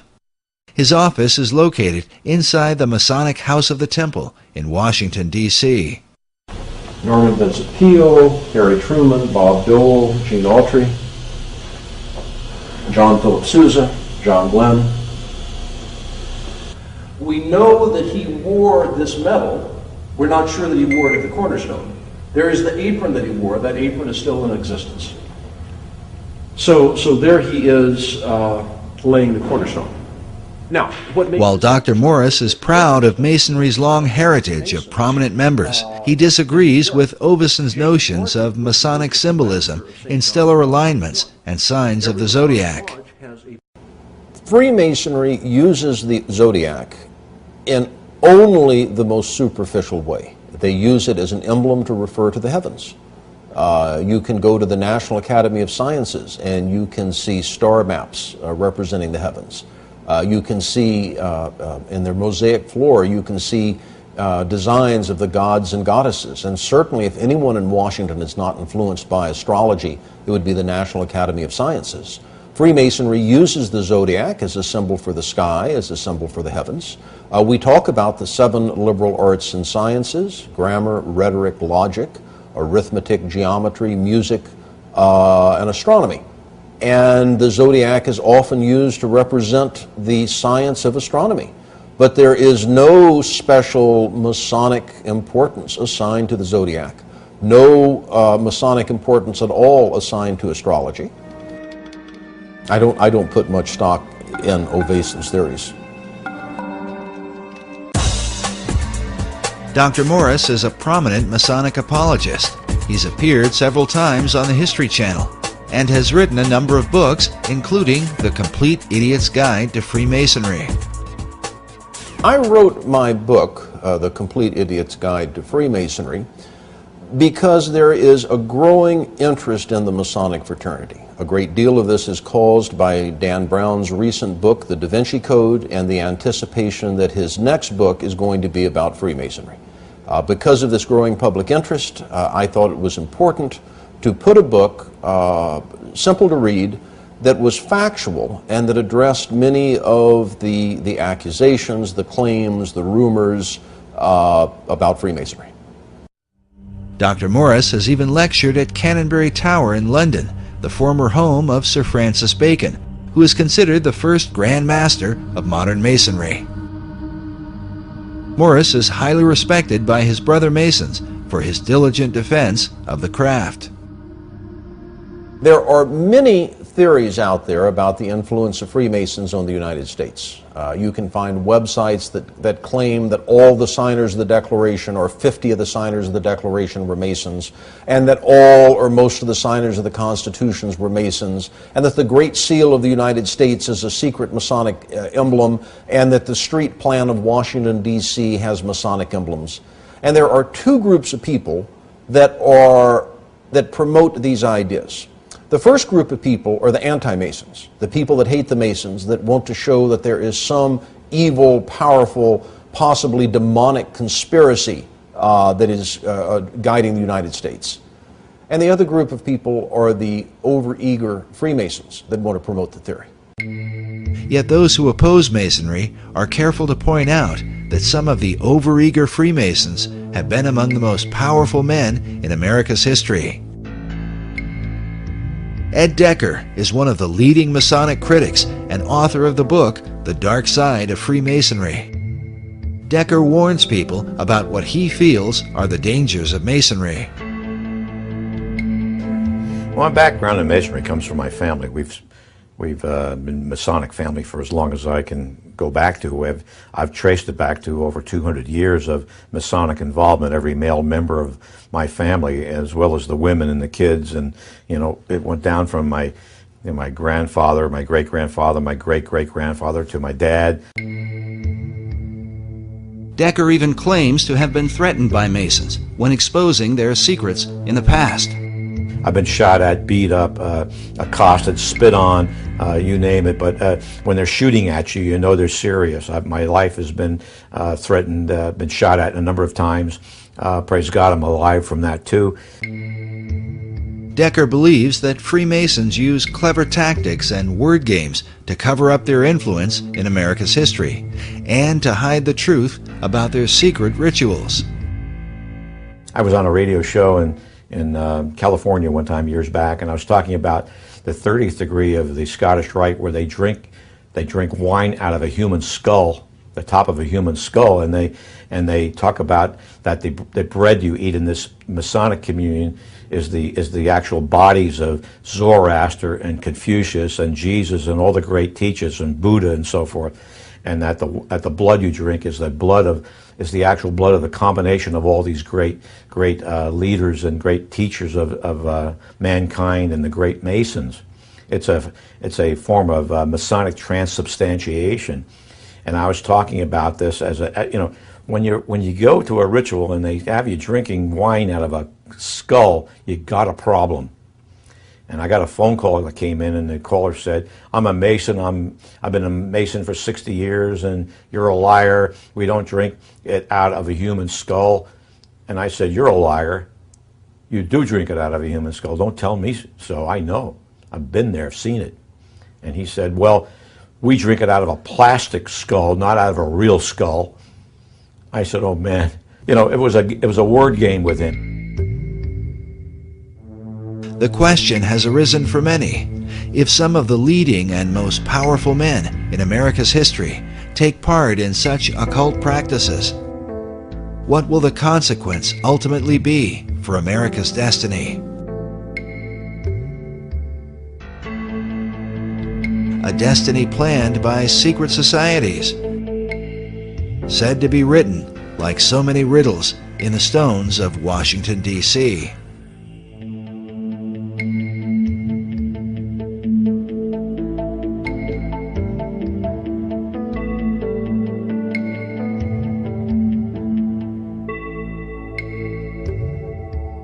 A growing number of Masons reject the suggestion of a Masonic agenda in Washington, D.C.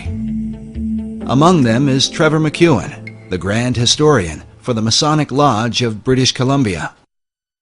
If you study architecture, you'll note that architects will occasionally play little in-jokes, where, say, in the frieze work around the top of a building, there'll be medallions so that are supposed to be old Roman coins.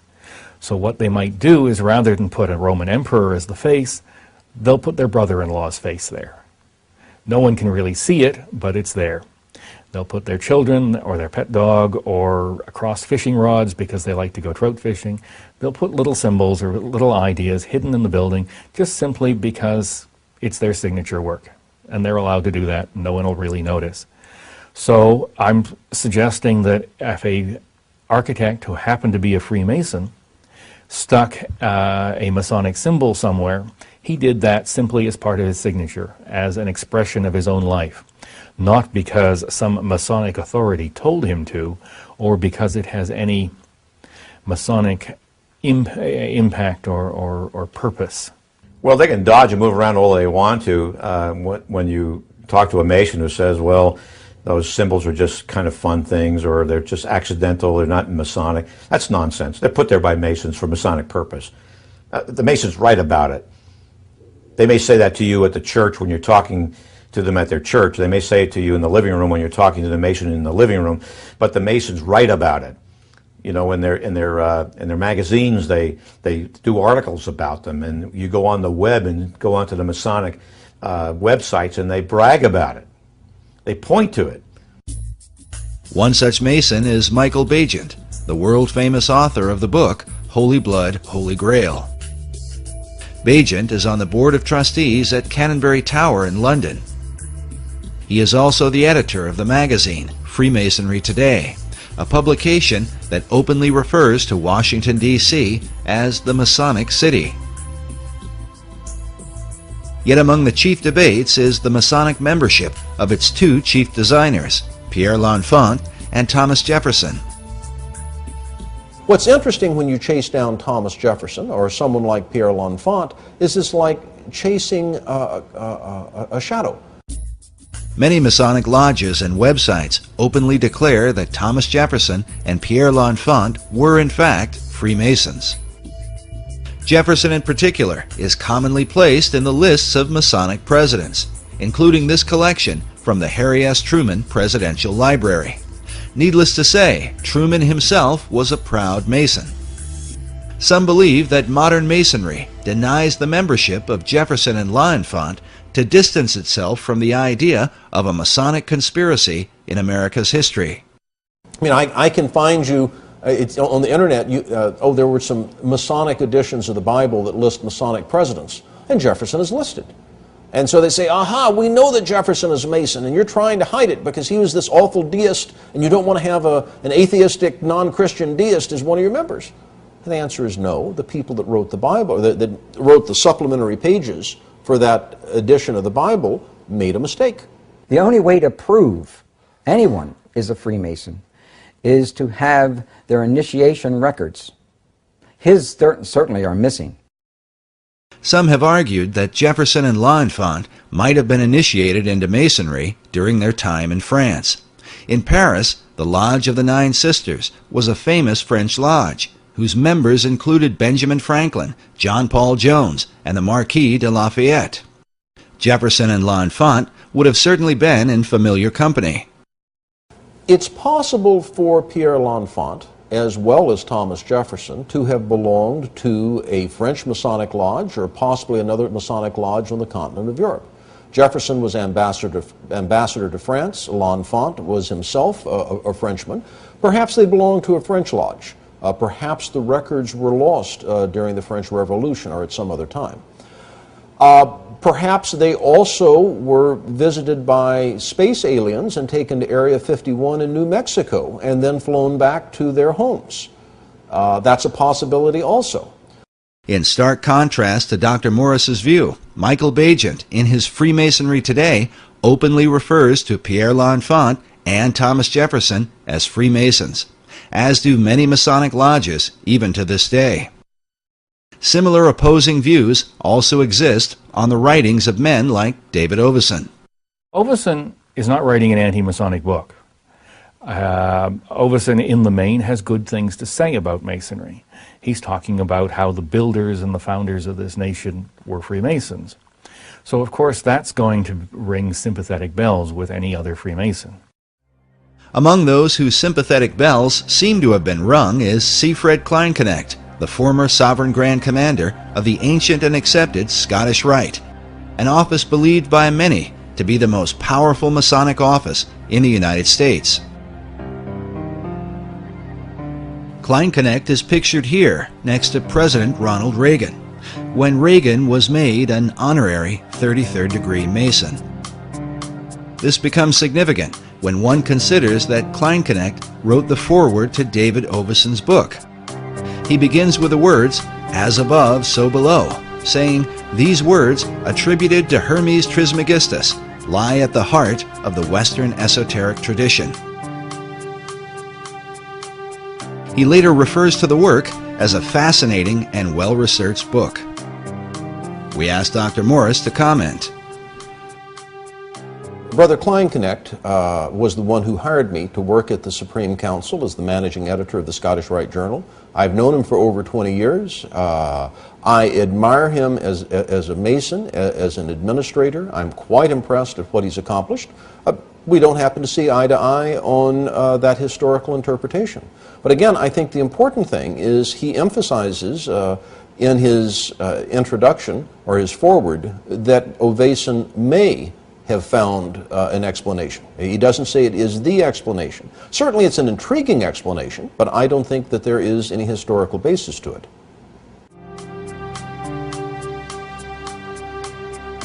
Of David Oveson's research, Siegfried Kleinknecht writes that recent scholarship demonstrates the undeniable influence of Freemasonry exerted on the American system of government. While Kleinknecht is careful in his suggestion, he goes on to relate Oveson's work with that of 19th century Masonic icon Albert Pike. Albert Pike is the father, really the father of American Freemasonry. I don't know of a greater authority on Scottish Rite Masonry than Albert Pike because he authored it. He's the one who wrote Scottish Rite Masonry, the 32 Degrees. Albert Pike, in his ritual research, suggests that the ceiling of Masonic lodges should be painted with symbolic constellations. In the foreword to Oveson's book, Kleinknecht comments on Pike's suggestion for a ceiling design. He says, "The astonishing thing is that Pike's ceiling design reflects precisely the same mysteries observed by David Oveson in this book."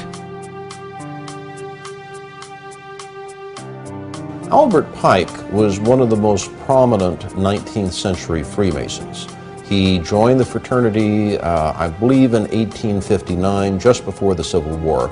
He was a scholar of ancient languages, was very familiar with what we would call comparative religion today, and he was given the task by the Supreme Council for the Southern Jurisdiction to rewrite their rituals. And this he did just before the Civil War, and then after the Civil War, he was elected Grand Commander of the Southern Jurisdiction, and he served in that position until his death in, I think, 1891. Pike held the office of Sovereign Grand Commander for the Southern Jurisdiction, which is based in Washington, D.C. This is the same office that would be later held by Siegfried Kleinknecht. Albert Pike's great contribution to the Scottish Rite is his book, Morals and Dogma of the Ancient and Accepted Scottish Rite of Freemasonry. On the title page it reads, "Esoteric Book for Scottish Rite Use Only, to be returned upon withdrawal or death of recipient." It's given to the new Masons after they've gone through a series of stuff. Then they're given a copy of Albert Pike's book. Pike declared that the true definition of Freemasonry is an advance toward the light.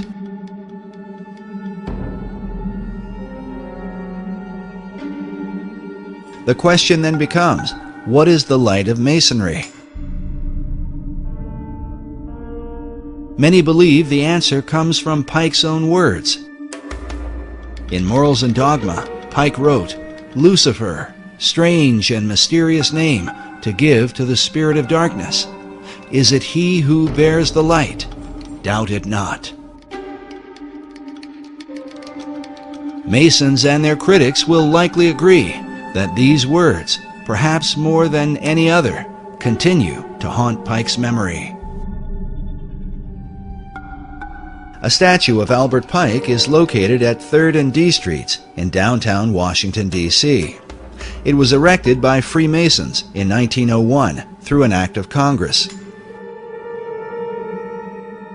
Pike is shown with a maiden beneath him, bearing the standard of the Scottish Rite. More than a century after his death, Albert Pike continues as an important and controversial figure in America's capital. Not only does his statue remain, but he is the central focus of one of Washington, D.C.'s most unique buildings, the Masonic House of the Temple, the headquarters for the ancient and accepted Scottish Rite of Freemasonry. The building was designed by 20th century architect John Russell Pope, who modeled it after the mausoleum at Halicarnassus, one of the 7 wonders of the ancient world. Pope himself was not a Freemason, so he relied upon the esoteric knowledge of Elliott Woods, a 32nd degree Mason who was the architect of the United States Capitol at the time. The top of the temple is shaped like a step pyramid that some believe parallels the truncated pyramid on the back of the dollar bill. If you count the courses of masonry on the pyramid, you'll see it has 13 courses of masonry, and that corresponds to the 13 steps on the pyramid that is the roof of the House of the Temple. Not only is the number 13 present in the roof design, but the House of the Temple is said to be 13 blocks north of the White House, leading some to believe that a secret Masonic signature somehow ties Masonry with the seat of power in American government. One of the interesting theories put forward about the layout of Washington, D.C. is that the House of the Temple is exactly 13 blocks north of the White House. And the statement is usually said with a great deal of dread, and I'm sure that if we had a soundtrack accompanying it, there would be deep bass strings playing in the background to emphasize that sense of dread. Now, it turns out that there are some side streets at a halfway marker, and if you count them, and you don't count the streets that are in the circles, well, by golly, you can come up with 13 if you kind of squint your eyes and look at it sideways. Using a simple map, 13 individual cross streets can be identified between the White House and the House of the Temple, located on the south side of S Street. Dr. Morris's contention, however, is that if one counts the 2 streets that cross Scott's Circle, rather than only the street that runs between them, it would not amount to 13 blocks. Yet even prominent publications such as U.S. News and World Report have recognized that the Masonic House of the Temple is about 13 blocks north of the White House. But superstition about 13 seems ingrained in American culture. Even our modern elevators specifically avoid the number. It's said that President Franklin Roosevelt would invite his secretary to dinner to keep from having 13 people at the table, and would avoid going out on the 13th of each month. Yet it would seem that FDR was not so troubled about the appearance of 13 on the Great Seal of the dollar bill. 13 leaves in the olive branches, 13 bars and stripes in the shield, 13 feathers in the tail of the eagle, 13 arrows clutched in its talons, 13 letters in the phrase E pluribus unum on the ribbon, 13 stars in the hexagram above the eagle's head, the 13 levels to the pyramid, and 13 letters in the phrase Annuit Coeptus, said to mean God has prospered. When French architect Pierre L'Enfant laid out the design for Washington, D.C., David Oveson tells us he planned for 13 approximate straight lines of avenues for the city. But what does 13 mean in the occult? First, let us consider how those who are involved with mysticism look at numbers. William Wynne Westcott, a well-known Freemason, and one of the co-founders of the Hermetic Order of the Golden Dawn, explains that the followers of Pythagoras referred every object, planet, man, idea, and essence to some number or other. The numerals of Pythagoras were hieroglyphic symbols, by means whereof he explained all ideas concerning the nature of things. He goes on to say that all systems of religious mysticism are based on numerals. Some believe the phobia about 13 comes from the Last Supper, where supposedly Judas Iscariot was the 13th person to arrive and then later betray Christ. Kabbalists say 13 represents man's ability to go beyond the zodiac, to ascend above the stars of heaven. With this in mind, consider this phrase inside the Library of Congress: "Too low they build, who build beneath the stars." For Kabbalists, the number 13 is not unlucky, but refers to their concept of God. The word Shekinah represents the manifestation of God's glory. It is taught that the Shekinah glory of God shone in Solomon's temple when it was first dedicated. This picture shows a group of Freemasons reenacting this dedication ceremony. But in the Library of Congress, we are faced with an interesting puzzle, as we find these words painted on the wall: "The true Shekinah is man." But what could all this have to do with the number 13? Biblical scholar E.W. Bullinger writes that as to the significance of 13, all are aware that it has come down to us as a number of ill omen. Many superstitions cluster around it. Unfortunately, those who go backwards to find a reason seldom go back far enough. We must go back to the first occurrence of the number 13 in order to discover the key to its significance. It occurs first in Genesis 14:4, where we read that 12 years they served Chedorlaomer, and the 13th year they rebelled. Hence it stands in connection with rebellion, apostasy, and revolution. It was when America was made up of 13 colonies that its rebellion against England occurred. Was this just a coincidence, or the intentional working of the Freemasons who launched the Boston Tea Party? An event commemorated here on the ceiling of the Capitol building. Nearby is an illustration which had originally been designed by Benjamin Franklin. Franklin himself was a master mason and the head of several lodges in America and Europe. In his proposal for the Great Seal of the United States, Franklin coined the phrase, "Rebellion to tyrants is obedience to God." In this illustration, Franklin chose to represent the early colonies in the form of a serpent, divided into 13 sections, with the words "join or die" in the midst. The traditional belief is that all of that was based on the fact that there were originally 13 states in the Union, and that the number 13, that's the conventional view, is just simply because there were 13 states that the number 13 was emphasized. Another 13 is found about 13 blocks south of the Masonic House of the Temple. The cornerstone of the White House was laid on October 13th, 1792. The architect for the White House was an Irishman named James Hoban, who took his design from Leinster House in Ireland. Since 1922, Leinster House has been headquarters for the Irish Parliament, but before that was known as the first Masonic Lodge in Ireland.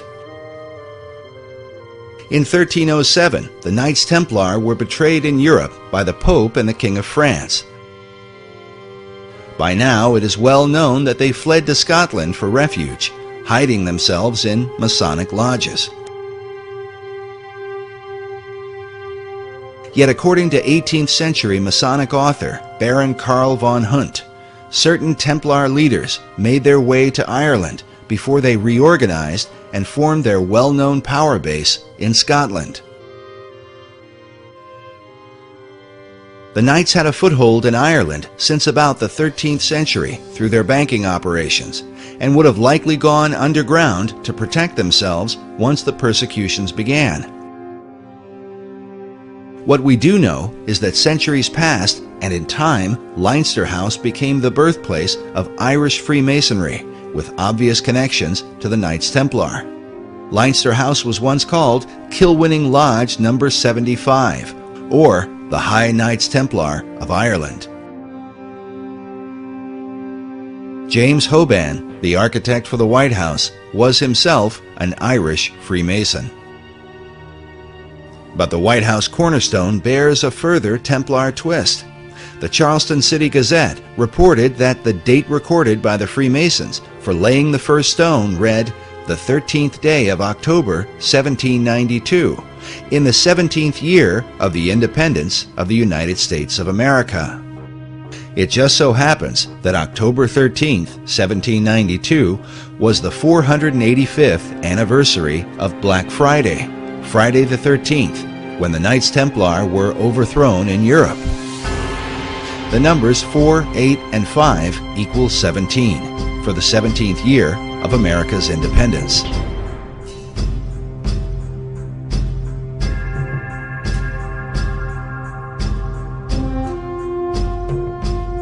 Meanwhile, the day before, on October 12th of 1792, was the first celebration of Columbus Day in America, and supposedly commemorates how Christopher Columbus sailed for 33 days before he made his first landfall in the New World.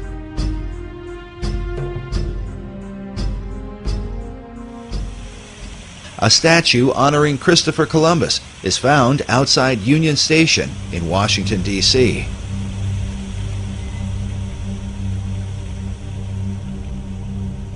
The Columbus Monument declares that it was the faith and courage of Christopher Columbus that gave to mankind a new world. Yet for years, researchers have wondered why American historians have given such credit to Columbus when there were others who had reached the New World earlier.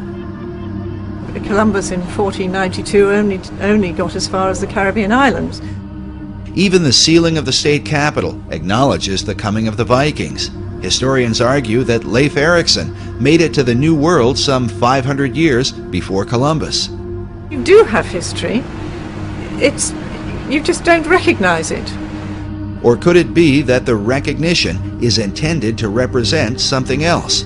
After all, when Columbus sailed the ocean blue, he did so with sails bearing a red cross on a white background, the symbol of the Knights Templar. These same ships are found painted on the interior ceiling of the U.S. Capitol. When they were arrested, the Templars were accused of devil worship, a charge that has been a point of controversy to this day. Many hundreds of knights were captured, they were tortured, and that makes a lot of their confessions rather suspect. However, I think the old saying is, where there's smoke, there's fire. And it is interesting that in England, the Templar Knights were not tortured. They were interrogated, but they weren't tortured because that was against the law in England. And some things do emerge. One is that they do seem to have been required as part of their ordeal, their initiatic ordeal, if you will, to trample on the cross and spit on the cross. Also, they were alleged to have worshipped this god Baphomet, and which is either described as a three-headed deity, or as a skull, or as a goat-headed being. And those things, I think, were probably true. While mysteries abound concerning the relationship of the Templars to Masonry, the connection was clearly made by Albert Pike. In front of the Masonic House of the Temple are two 17-ton sphinxes, cut from single blocks of stone. One representing wisdom, with its eyes half closed, as if in contemplation, while the other represents power, with its eyes wide open. These two chief elements are said to represent Plato's ideal balance for the perfected man. The man who has wisdom and the man who has power. To the Scottish Rite, Albert Pike seems to represent such a man, as he is a central focus of the temple itself.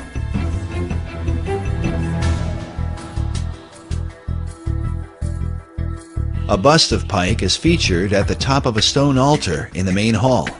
Next to it are Pike's own words: "What we have done for ourselves alone dies with us. What we have done for others and the world remains and is immortal." But exactly what immortal works Pike did for others and the world remains an issue of constant debate among critics of Masonry.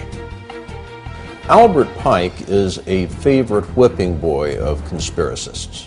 Like the Templars who came before him, Pike's real beliefs are often questioned, and with him, the beliefs of Masonry. Albert Pike was a Luciferian. Literally, Luciferianism is the core, the center core of Freemasonry. Pike's body is buried inside the temple itself, with this stained glass memoriam, next to a bust of his likeness. And they revered him so much that they actually dug him up and buried him in a wall underground. And you go to the house of the temple, and there's an actual room dedicated to Albert Pike. The Albert Pike room is located in the lower level and is filled with Pike's many books, a number of portraits and photographs, the pipes, memorabilia, and even the death mask of the man thought by many to be America's most important and notorious Freemason. In his lifetime, Pike would have seen the completion of the U.S. Capitol and the Washington Monument. He lived much of his life in Washington, D.C., and devoted himself to the promotion of Freemasonry. Indeed, some have argued that Pike's controversial form of Masonry was the result of a radical struggle that occurred during the years just after the American Revolution. But how did this struggle come about, and what was its purpose?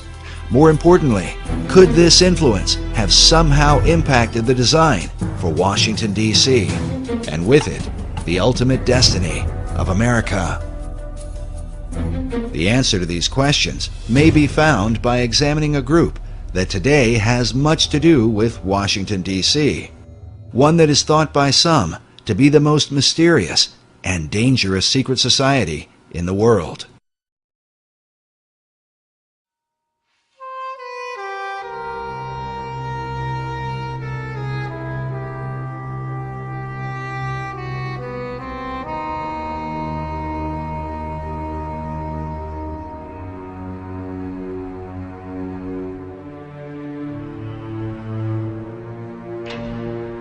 General William Huntington Russell was at a university in Germany, studied the ways of a secret society that is sometimes spelled S-C-U-L-L,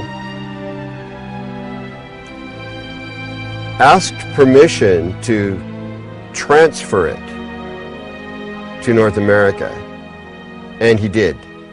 And that is the beginning of Skull and Bones.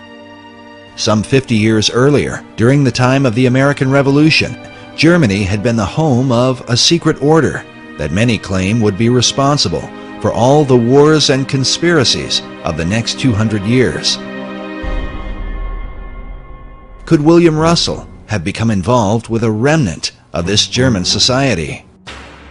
He also is on record observing that American Freemasonry and Rosicrucianism had drifted from their European origins and roots. And as a drift, they were losing sight of the secrets or of, you know, the mandate, the purpose, and the protocols of their existence. So he formed Skull and Bones to reconcile these arcane orders with the mainstream European movement. During this era, the mainstream European movement, especially among secret societies, was on fire with a concept of revolution, which involved overturning old systems of government, monarchies, and the influence of organized religion in particular. In the birth of this revolutionary philosophy, Germany played a key role. In his book, Fire in the Minds of Men, James H. Billington, the Librarian of Congress, writes that the revolutionary ideology of the 18th and 19th centuries was shaped not so much by the rationalism of the French Enlightenment, as is generally believed, but by the occultism and pro-romanticism of Germany. He goes on to say that this ideology continued through the reign of men like Joseph Stalin and Adolf Hitler. Billington writes of what he calls the Pythagorean passion of the early revolutionaries, a fascination with the ancient Greek philosopher Pythagoras. According to tradition, Pythagoras was driven from Greece to southern Italy, where he allegedly founded a religious and philosophical brotherhood to transform society. Pythagorean philosophy dominated the signs and symbols revolutionaries used to define their movement. Billington writes that occultists became politicians and made special use of the two most important Pythagorean geometric symbols, the circle and the triangle, in dramatizing their challenge to establish power. In Germany, the leading revolutionary was a Bavarian law professor named Adam Weishaupt, who founded a secret society called the Illuminati.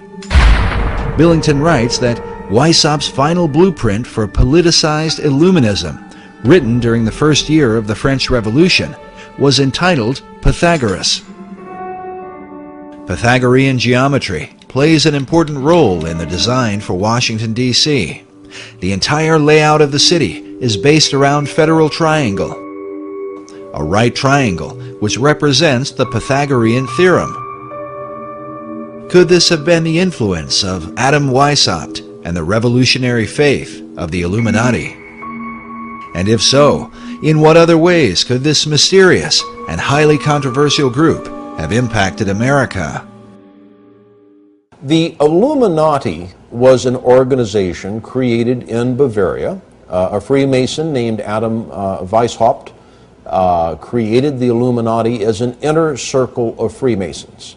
And he was very definitely taken by the period of the Enlightenment. He saw liberal democracy and liberal government, not liberal in the sense that we use it today in political talk, but liberal in the sense of giving rights and freedoms to the citizen, as an important way to improve the world.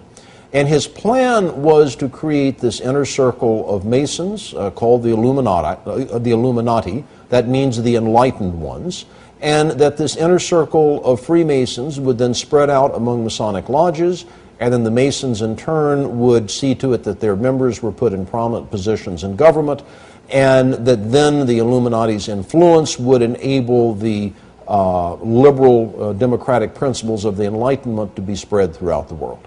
It had three ideals: separation of church and state, controls on the power of the state, and the emancipation of women.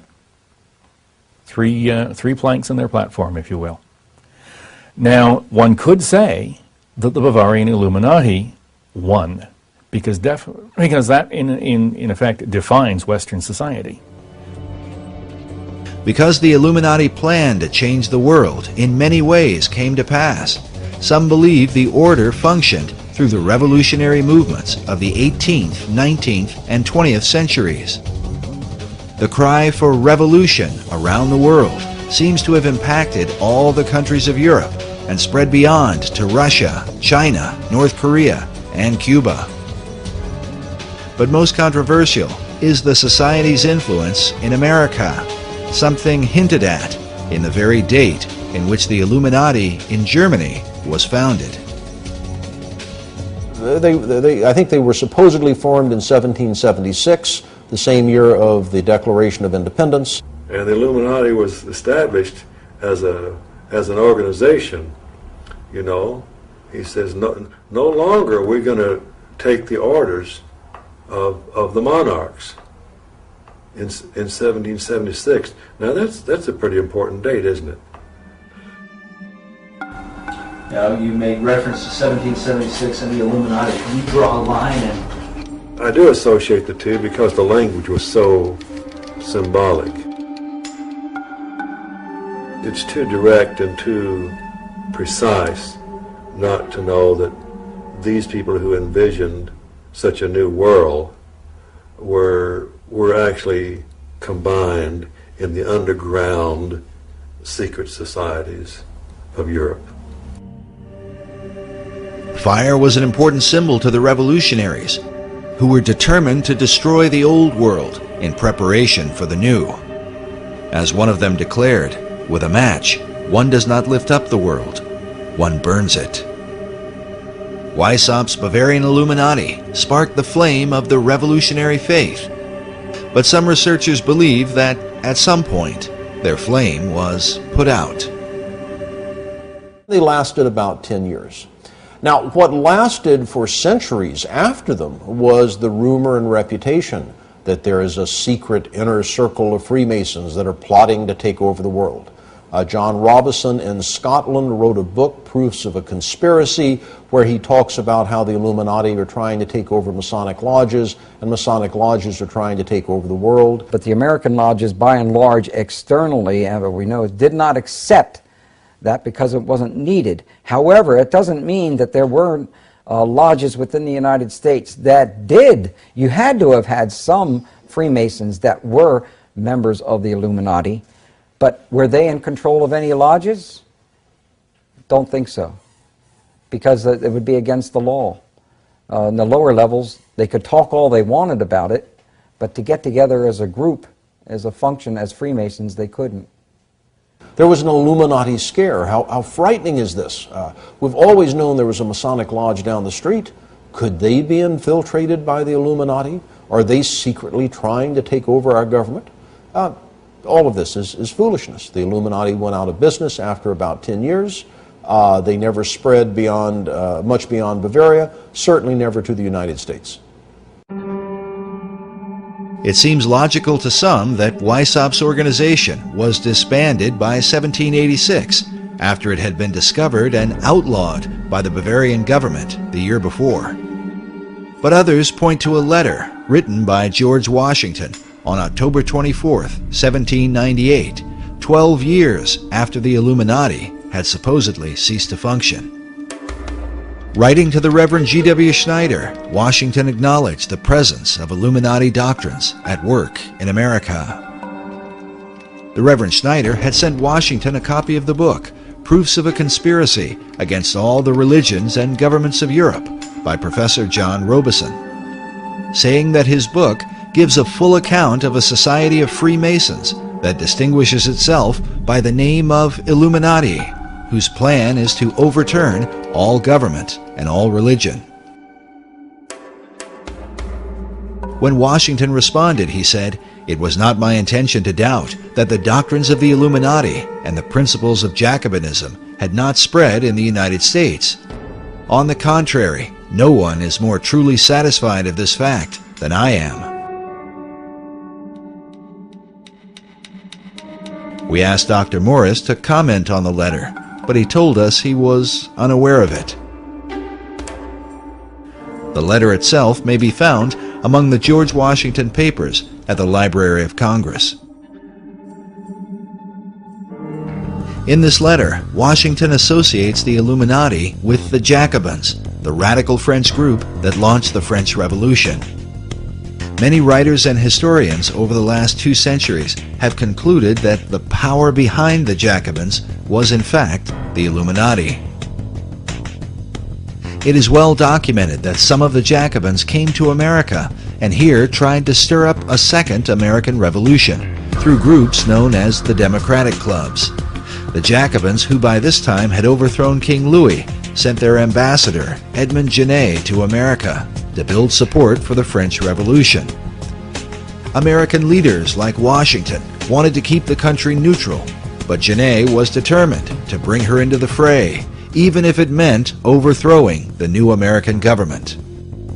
In a letter from John Adams to Thomas Jefferson, Adams wrote, "You certainly never felt the terrorism excited by Genet in 1793, when 10,000 people in the streets of Philadelphia, day after day, threatened to drag Washington out of his house and effect a revolution in the government, or compel it to declare war in favor of the French Revolution. Many researchers believe the French Revolution is the key to understanding the presence of the Illuminati in America. Because the revolution in France had been so reckless and bloody, most of America's leaders were appalled by it, except for one, Thomas Jefferson. Jefferson spent 5 years as the American minister to France and was an ardent supporter of the French Revolution during the planning stages. He even allowed his residence to be used as a meeting place for the rebels, who were led by the Marquis de Lafayette. When Jefferson heard about the bloodshed in France during the Reign of Terror, he said that rather than see the revolution fail, I would have seen half the earth desolated. Were there but an Adam and Eve left in every country, left free, it would be better than as it now is. Jefferson predicted that the ball of liberty would roll around the globe. The hand rolling this ball would be, undoubtedly, the clenched fist of revolution. For many researchers, the presence of the all-seeing eye floating above an unfinished pyramid stands as clearest proof of the Illuminati at work in America. Is the Illuminati to be defined as Freemasons and Rosicrucians and other secret society members? If that's the case, then yes, I believe the symbol on the dollar bill, the truncated pyramid, is directly related to the Illuminati. Dr. James Billington, the Librarian of Congress, is pictured here beside First Lady Laura Bush.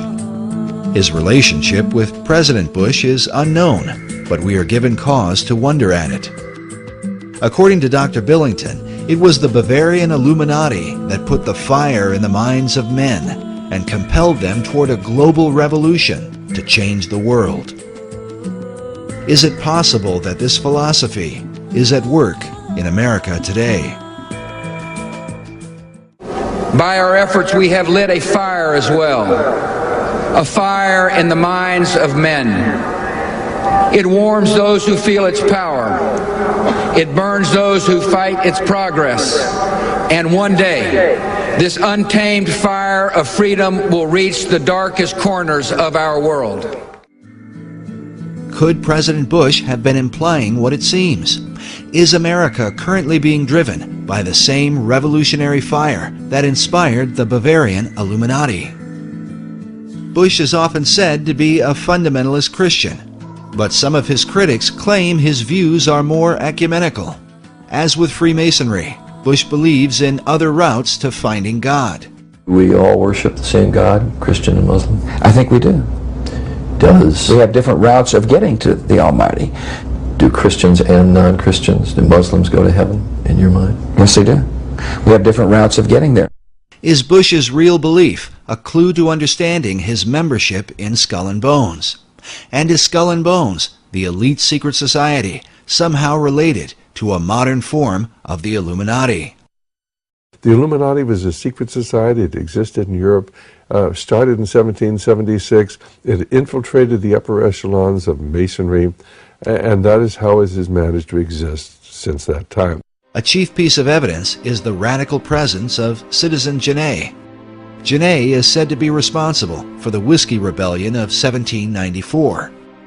And George Washington actually sent an army to put down this revolution that was incited by Citizen Genet, who was the French ambassador to the United States, who was a Jacobin, and the Jacobins were simply a front name for the Illuminati. The Illuminati was here. In 1798, the same year George Washington wrote his letter to the Reverend Schneider, another Reverend, Jedediah Morse, gave a speech in which he claimed that the Illuminati had its emissaries at work in America. Morse also associated the Illuminati with the French Jacobins. Among the chief icons of the Jacobins was the red cap worn by the French revolutionaries, known as the Phrygian cap, or the Cap of Liberty. easily recognized as a cap that, when worn, was often pulled forward, though sometimes to the side.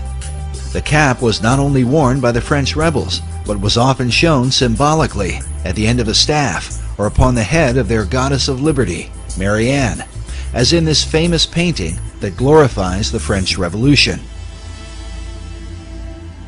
This same Phrygian cap is found among the great seals of a number of U.S. states, on the official seal of the U.S. Army, and on several figures of liberty inside the Capitol building.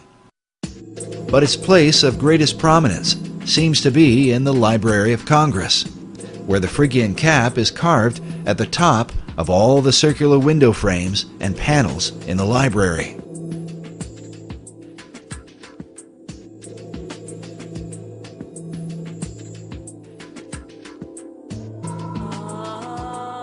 The Phrygian cap dates back to ancient Rome and was said to be worn by slaves who had obtained their freedom, and as such became a symbol of liberty.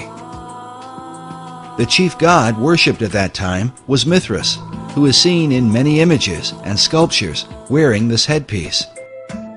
Like the gods Baal and the Egyptian Horus, Mithras was a dying god who was later resurrected.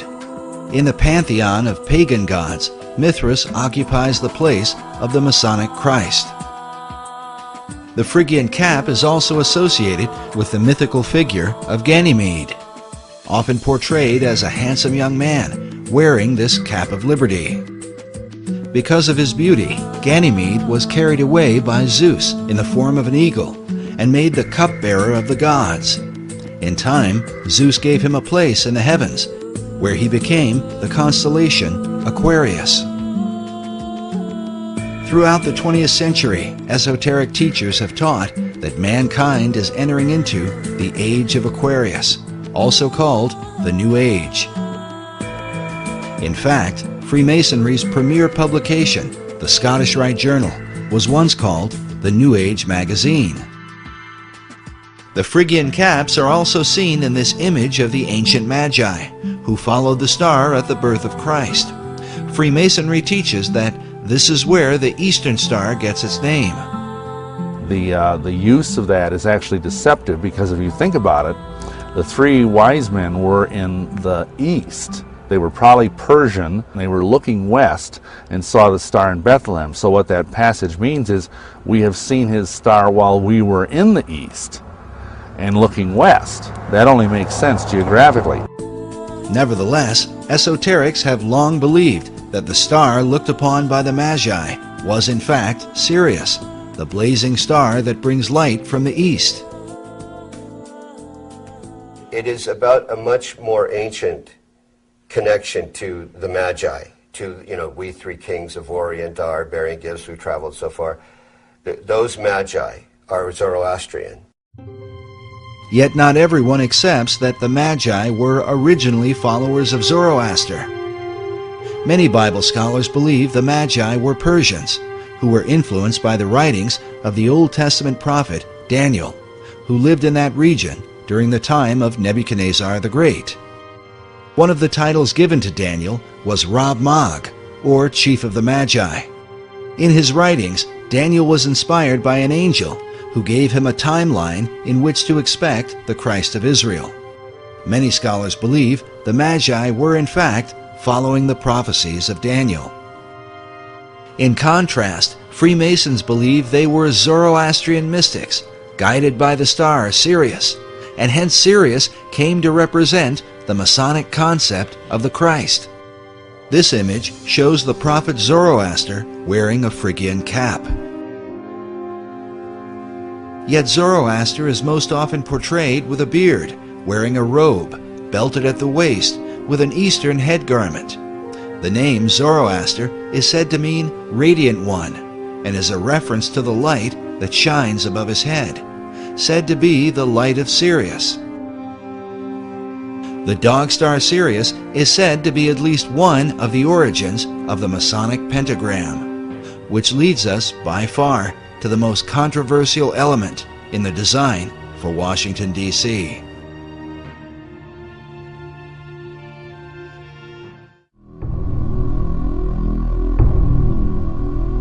Oh.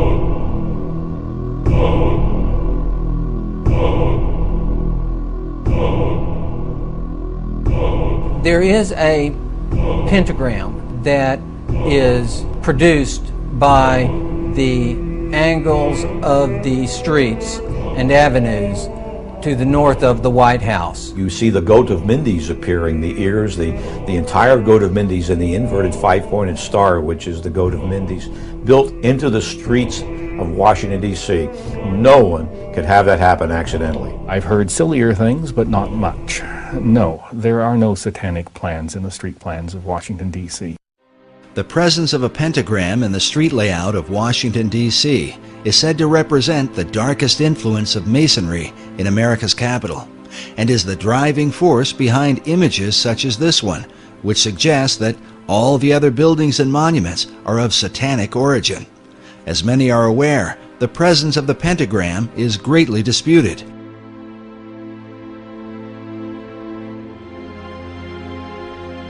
During the Middle Ages, the pentagram was a symbol of good luck and protection when used by those who practice magic. And one of the things they came upon was the idea that if there were such things as demons and spirits, then they should be able to summon them, either just to observe them to prove that they existed, or to control them to whatever purpose they might want to. These people were, I suggest, an early form of experimental scientists as much as they were magicians. They were just trying to see what would happen. And one of the things they decided to do is if they were going to call up a spirit or a demon in a specific place, they'd draw a circle, and then they would put pentagrams at the corners as a warding sign to protect them from whatever danger that demon might pose to them. The inverted pentagram is seen as a highly satanic symbol. Meanwhile, placing a goat's head in the center of it is most often blamed on 19th century French occultist Eliphas Levi, who arbitrarily decided to say that the pentagram, one point up was a positive good luck, good fortune symbol, and one point down was a negative evil symbol. He provided no citations as to where he got that idea from, and there was nothing historically documented prior to him to suggest that anyone ever thought that was the case. This is an important issue because Eliphas Levi was arguably the most influential occultist of the 19th and 20th centuries. He was probably the most powerful sorcerer of the 19th century. His writings inspired every major occult leader, including Madame H.P. Blavatsky, Aleister Crowley, Manly P. Hall, and Albert Pike. Yes, indeed, Pike does quote Levi in his writings. Levi's concept of the pentagram was most likely the influence of the 15th century German alchemist Heinrich Cornelius Agrippa. Agrippa is a well-known figure in occult circles and is even mentioned in Mary Shelley's Frankenstein, as well as J.K. Rowling's Harry Potter and the Sorcerer's Stone. Agrippa published his books on occult philosophy around 1509. Today, his collection is called the Foundation Book of Western Occultism. In this book, he features an inverted pentagram and calls it the Pentagram of Pythagoras. According to Pythagoras, the inverted pentagram symbolized the 5 chambers of Tartarus, one of the Greek words for hell. But the Pythagoreans believed descending into this underworld led one to a path of higher wisdom, hence the symbolism of Dante's Inferno, in which Dante descends into hell so that he can later enter into paradise. The Pythagoreans also believed that from this 5-chambered Tartarus came the world's demon, or evil spirit. The German-based Illuminati, with their Pythagorean passion, would have certainly been familiar with this belief, as would the rest of the revolutionary occultists in France, who could very well have influenced Pierre L'Enfant and Thomas Jefferson. First, we must address the main issue, raised by every researcher. Is there really a pentagram in the street layout of the city? One segment of the pentagram is missing. I started to look carefully at the maps and draw my lines, and then I find out that, hey, it's not a real five-pointed star. It doesn't have legs. And you can draw a pentagram over some of the major streets, but the streets don't actually connect to form a pentagram. There's absolutely no doubt that a partial pentagram appears in the street designs of Washington. You can look at a satellite photo of Washington, D.C. and see the pentagram. It seems to be symmetric around 16th Street, which is the street that runs into the White House. If you look at the earliest published maps of the District of Columbia, that the design that was laid out by Pierre L'Enfant, you can see this partial pentagram. But it is just that, a partial pentagram. Rhode Island Avenue does not connect all the way through to Connecticut. I've always wondered to myself if we Masons are so all-fired powerful that we can have this satanic device put in the streets, how come we weren't smart enough or powerful enough to have it completed? But as I understand the use of the pentagram, it's the fact that it is a complete symbol that gives it its power and force. I've never heard of anything being associated with an uncompleted pentagram. Dr. Morris's assertion might seem complete, except for the fact that the unfinished or broken pentagram is a well-known symbol in the occult. Manly P. Hall writes of the uses of the pentagram in his book, The Secret Teachings of All Ages. He says, the pentagram is used extensively in black magic. The star may be broken at one point by not permitting the converging lines to touch. It may be inverted by having 1 point down and 2 up. When used in black magic, the pentagram is called the sign of the cloven hoof, or the footprint of the devil. Of course, Hall wrote these things in the early part of the 20th century. But is there a record of a partial pentagram found during the Revolutionary era? The answer is yes. In fact, it is a record that shows up during the same time that the street design for Washington, D.C. was being laid out by Pierre L'Enfant, and is mentioned in the play Faust by Johann Wolfgang von Goethe. Goethe published the first edition of Faust in 1790, in which he mentions a partial pentagram in the dialogue between Faust and Mephistopheles, the devil whom he has conjured. Mephistopheles says, "Let me go up. I cannot go away. A little hindrance bids me stay." To which Faust replies, "The pentagram? That's in your way? You son of hell, explain to me, if that stays you, how came you in today?" To which Mephistopheles says, "Observe it closely. It is not well made. One angle on the outer side of it is just a little open, as you see." While Goethe published his first edition of Faust in 1790, it was between 1791 and 1792 that Pierre L'Enfant drew up the initial street design for Washington, D.C. This might all be seen as a mere coincidence, if not for the fact that Johann Wolfgang von Goethe was not only a master Mason, but also a famous member of the Bavarian Illuminati.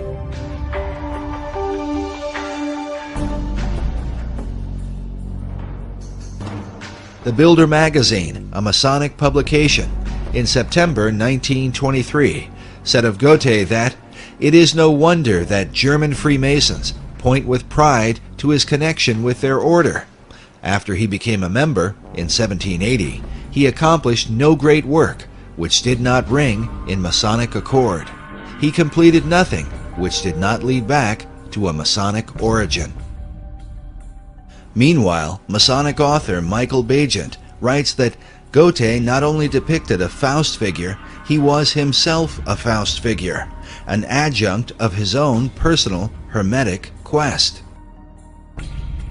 But could Goethe's ideas of Hermetic philosophy have influenced the design for Washington, D.C.? And how might an unfinished pentagram reflect the Hermetic principle of as above, so below? Which brings us to what may be the most logical explanation for the unfinished pentagram in Washington, D.C., and one that seems to fit perfectly with the rest of the design for the city, a city which David Ovison calls a city of the stars. I have seen it suggested that the unfinished nature of the pentagram in Washington, D.C. bears a resemblance to the unfinished pentagram design that is seen in the motion of Venus. Of course, Venus has a lot of retrograde motion because it is between us and the Sun. And in relation to the other stars, Venus, of course, moves around a lot, but it in effect draws against the backdrop a nearly complete pentagram. The cycles of Venus rotating around the Sun happen over an 8-year period, during which Venus hits 5 points in the heavens, which form the outline of a pentagram.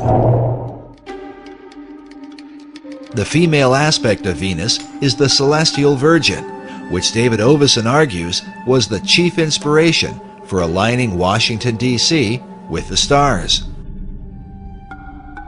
It would support his theory that there was an intentional astronomical relationship in the layout of the city.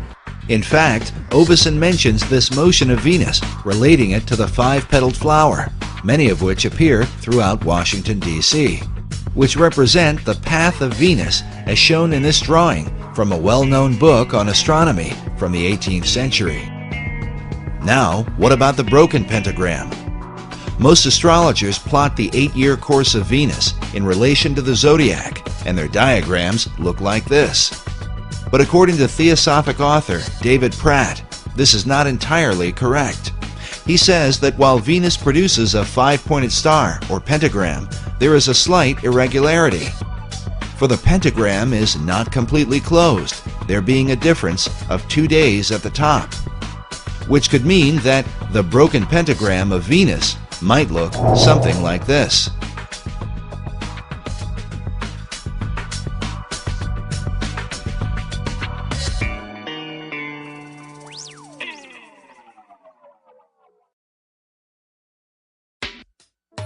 But which conclusion seems most plausible? Is the pentagram merely an accident?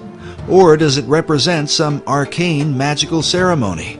Or is it simply a reflection of Venus, according to the Hermetic principle, as above, so below?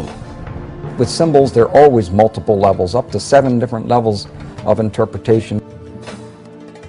One interpretation of the pentagram is given by the Thelemic order of the Golden Dawn, which says that the pentagram is itself a perfect geometric symbol of the perfected man. Meanwhile, Eliphas Levi writes that the angels aspire to become men, for the perfect man, the man God, is above even angels. Which brings us to the National Archives building in Washington, D.C. The building itself is surrounded by 72 massive columns. The number 72 is said to represent the most arcane figure in numerology. The reasons for this vary. The heart of man beats 72 times per minute. The sun drops back against the zodiac every 72 years. The pyramid on the dollar bill was designed with 72 stones. 7 plus 2 equals 9, which, in the occult, is the number of finality. And 9 is considered a reverse 6, which is said to be the number of the perfect man. And so it seems no accident that we should find 6 stars above the head of a figure sitting on a throne overlooking Pennsylvania Avenue, the hypotenuse of Federal Triangle. Beneath him on either side are the figures of a male and a female, with himself in between.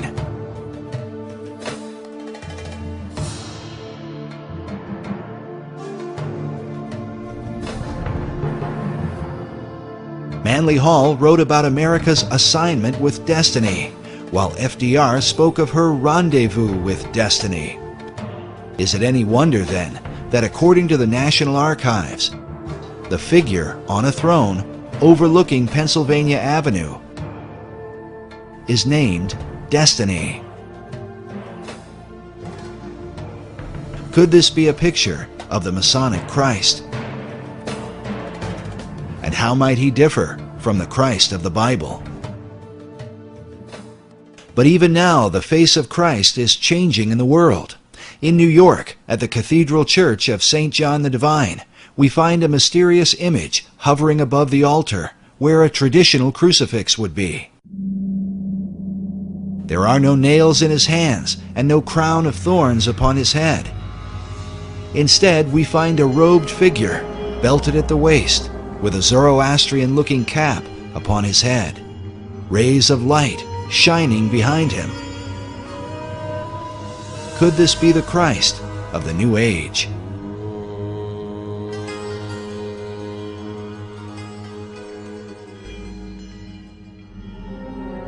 But even now, there are those who believe such a figure is about to take his place on the world stage.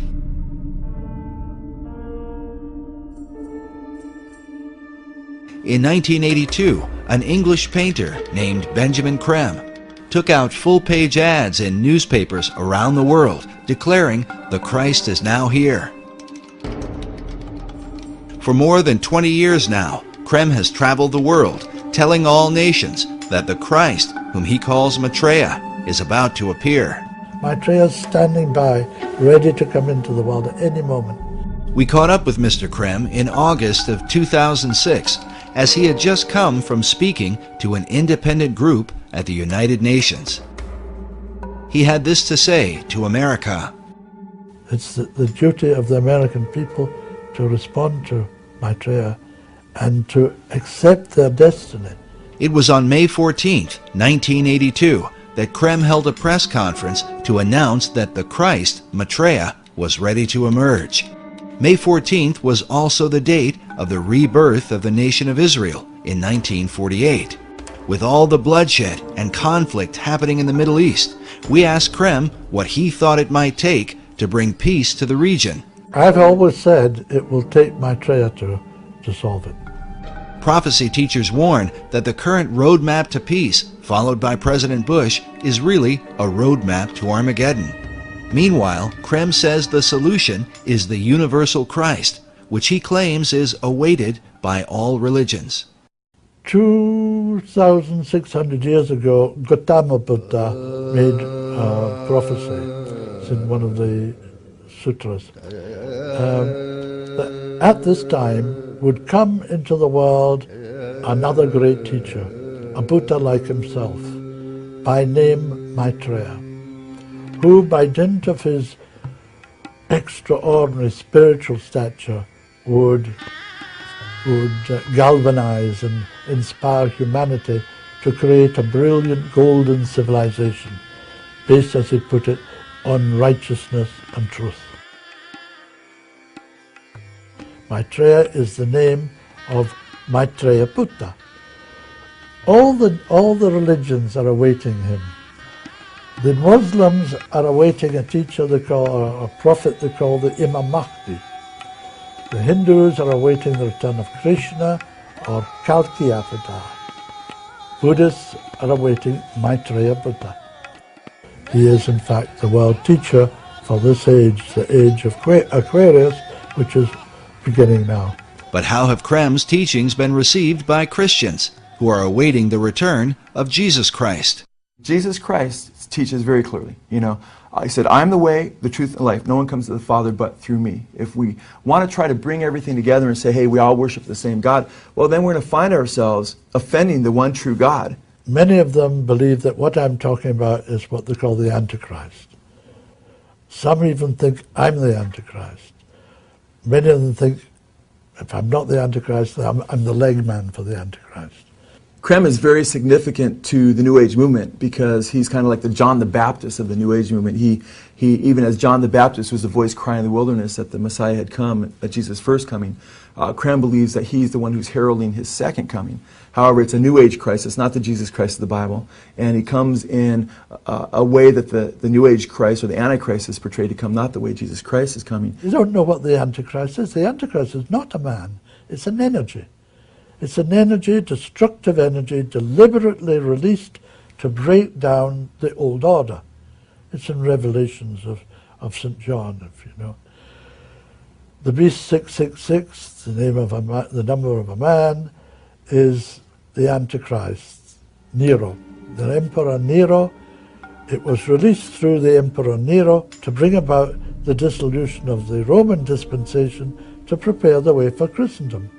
Oddly enough, Krem's teaching is very similar to a doctrine taught in the Christian community called preterism. Preterism comes from a Latin word that means past. In a nutshell, preterism teaches that the prophecies from the book of Revelation were fulfilled by 70 AD, a teaching many Christians reject. It's really a recipe for apostasy to set up the church for the Antichrist. While many prophecy teachers warn that the coming of an Antichrist is imminent, Benjamin Krem strongly disagrees. It has been, it has gone, it's done its destructive work and made possible for the Christ himself to return to the world. Could Benjamin Krem be right? Were all the prophecies concerning the Antichrist fulfilled in the past? And does the world now stand ready to receive the Masonic Christ of the new Aquarian age? And what can this mean for America? Even now, some believe that America's true destiny is to establish the kingdom of God on earth. Could they be right? Is this the key to understanding the secret architecture of Washington, D.C.?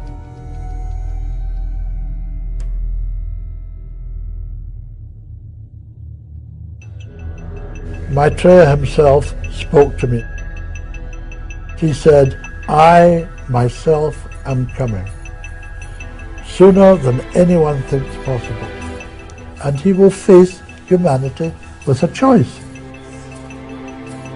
Create justice in the world and build the most brilliant civilization this earth has ever seen. Or perish utterly. That's the choice.